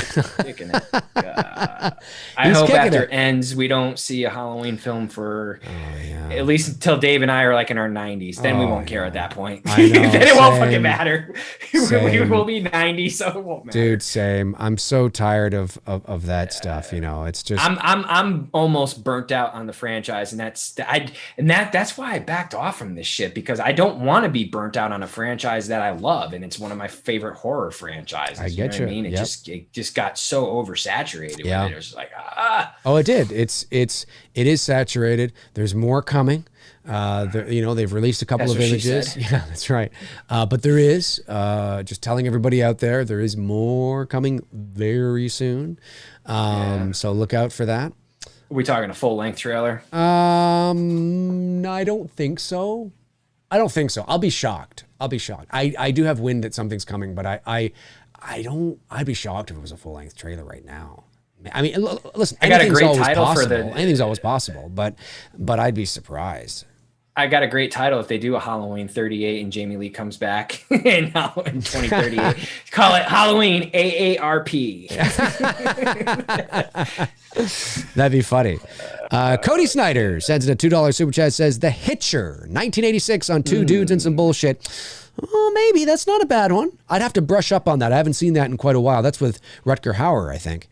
There's actually some horror movies that I'm watching this year. I'm trying to make a conscious effort to watch titles that I've never even heard of before. Like last week, I watched a horror film called The Forest, 1982 film. The soundtrack sounded like a 70s porn soundtrack. Right. It was very cheesy. And again, I wouldn't even put it in a B category horror film. I put it in like a D category, but it's just, and I'm guilty of it too. It's you get stuck into just doing the popular stuff, and there's just an arsenal of fucking horror films out there that we've yet to even tap into that I'm kind of intrigued, and I want to maybe bring some light on, I agree. And share it with you guys on Instagram and whatnot. And hopefully that'll intrigue you guys to watch it, because I love talking Freddy, Jason, Michael, Ghostface, I do Leatherface. too. I do, but there's just more out there to the genre, and we're just always stuck in this like little hole. I know. And there's only so many times. There's only so many times that you can talk about the same thing, over and over again. And sometimes it's nice to. What did she say at the end of the first film, Dave? Yeah, was it the boogeyman or was it not the boogeyman? It was, can I have some pizza? That's what it was. That's what it was. I agree. David Lee Barron says, to our Lord and Savior, Tony Christ, what is your take on CBD oil? It's cannabis oil. Oh, right? the cannabis stuff? I don't know. I haven't tried it. He hasn't tried it. All right, folks, listen, that's going to do it for Tony and I on episode 97 here on Two Dudes and Dark Some Knight Bullshit. of the Scarecrow, Hans Gruber. That is a really good one. What's the movie? Dark Knight of the Scarecrow. It actually stars the guy. I've heard of that. Haven't seen it though. The guy who's in the Karate Kid. The scene where Marita does the chop with Yep. That guy that he does it. That he kind of has the dialogue with there. He's the Scarecrow ultimately. Fascinating. So that's a good flick. That would be a good one. Very cool. Very cool. Jeff Harris gets one in at the buzzer. Says a subtitle for Halloween Ends should be "Let It Fucking Ending." That's not bad. That's not bad, Jeff. Hey, that's going to do it. Like I said, for episode 97. Thanks for joining us. Thank you to my moderators, of course, Frank Riker, Tab of the Short, Darren Sands, for doing what you guys do. Thank you to all the super chat questions that came in, the non-super chat questions, of course. If we did not answer your super chats or your questions, don't worry. There'll always be another opportunity. Tony and I will be back next Monday night at 7 o'clock p.m. Eastern Standard Time for episode 98. 98! Holy 98! cow. 98! Holy shit, it's our graduating year. It is, and I'll be back. We should do something special for that. We should. I'll be back, maybe a 90s movie. I'll be back tomorrow at 12 p.m. Eastern Standard Time for McRae Live, talking Godzilla versus King Kong. Don't forget to tune into that. So, Tony, any last things you want to say? No, great stream. A lot of what you guys were saying tonight was a lot of fun, talking about Zodiac. I know we got sidetracked there a little bit a few times, but I mean, it's a 3-hour fucking stream. You're not going to stay on point all the time. Exactly. But, no, it was good. It was fun. Good. We had a good group of people in there, and this was a lot of fun, and we'll be back in a week for Could 98. not agree more. Alrighty, guys. 98 out the gate. That was our graduation. Oh, that's funny. 98 out the gate. All right, guys, take care of yourselves, and we'll see you tomorrow. Cheers.